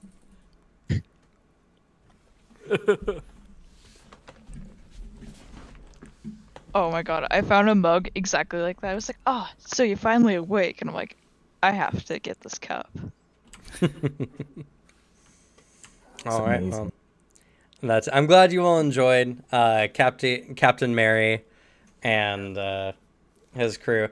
Fun facts: Captain Mary is a very superstitious individual, and he got people on his ship that he thought would help, including the Tengu Curse Eater, since that's actually lore from Pathfinder. Tengus are Nice. kept on ships to eat the bad luck and curses. I can't wait to Is he- wake up and to find out that all of the NPCs we love died in the crash. No. Is he an actual NPC, like in part of a Pathfinder book somewhere, or did you make him up? This one I just invented. Nice. But he wasn't relevant to this session anyway. As well as he brought a morales officer, Nice. which is Joseph. I kept forgetting to mention, but Kilo would hum to the tunes whenever we played. Except for the sad tune. I would love it if Keela's just standing there sadly humming. And he was the one who requested a cleric of the sea be on his ship, like mandatorily so. It's always a good idea to have someone who's favored by sea gods on your sea voyage. True. So it's an interesting ship. It has a lot of new innovations and such like that, but it also has a lot of trappings of superstition and tradition as well. I love it.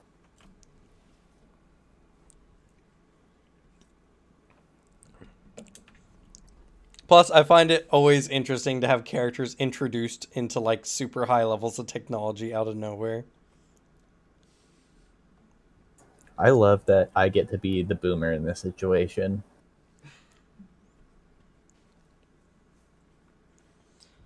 But with that, we're going to go ahead and end for the session. Thank you all so much for being here and enjoying this game with us. Keep an eye out. We'll be having these sessions every Tuesday, or at least most Tuesdays, 4 p.m. to 8 p.m. Pacific Standard Time. Also, I apologize for those I didn't post a Saturday video this last Christmas, but it was Christmas and I was busy. Can't believe it. I know, I'm the worst. Unforgivable. Starting either next week or the week after, we'll just see how the workflow goes. We will start producing 2 videos a week on the channel. These videos will be Thursday and Saturday, 8 a.m. Pacific Standard Time. So I'm looking forward to this increase in production. The channel's growing. We've bypassed 400 subscribers over the last week. Yo. Damn. And we're actually currently sitting at 412 already. Yo, 8 more. I see 414. 6 Oh. more. That must have been, that was during the session. So we've been doing really good, and I feel like now that the holidays are over and everyone's kind of got more time on their hands, we're probably going to start seeing a lot more views on the channel and a lot more things picking up. And I'm excited for Riptide. I think it's going to be a lot of fun. And like I said, I've never run an actual water-based campaign before. So we're going to have a lot of fun stuff. And I don't know. Anyone else have any closing statements or anything you want to say for the new year coming up? Since by the time you see this group next, we'll be in 2022. I just want to say I'm here for you, Jesse, who in the chat said I'm here for Greg. So I mean, that's Jesse from our Friday game who plays Excel. yeah, but the feeling's mutual. I'll say I hope everybody enters this new year with a splash. Ugh. I hate you and everything you stand for. I appreciate you and everything you stand for. I Good hope night, everyone everyone. enters the new year in a crash, Good just like on a night. boat deck. Good night, everyone. Nighty night. Good night. Good night.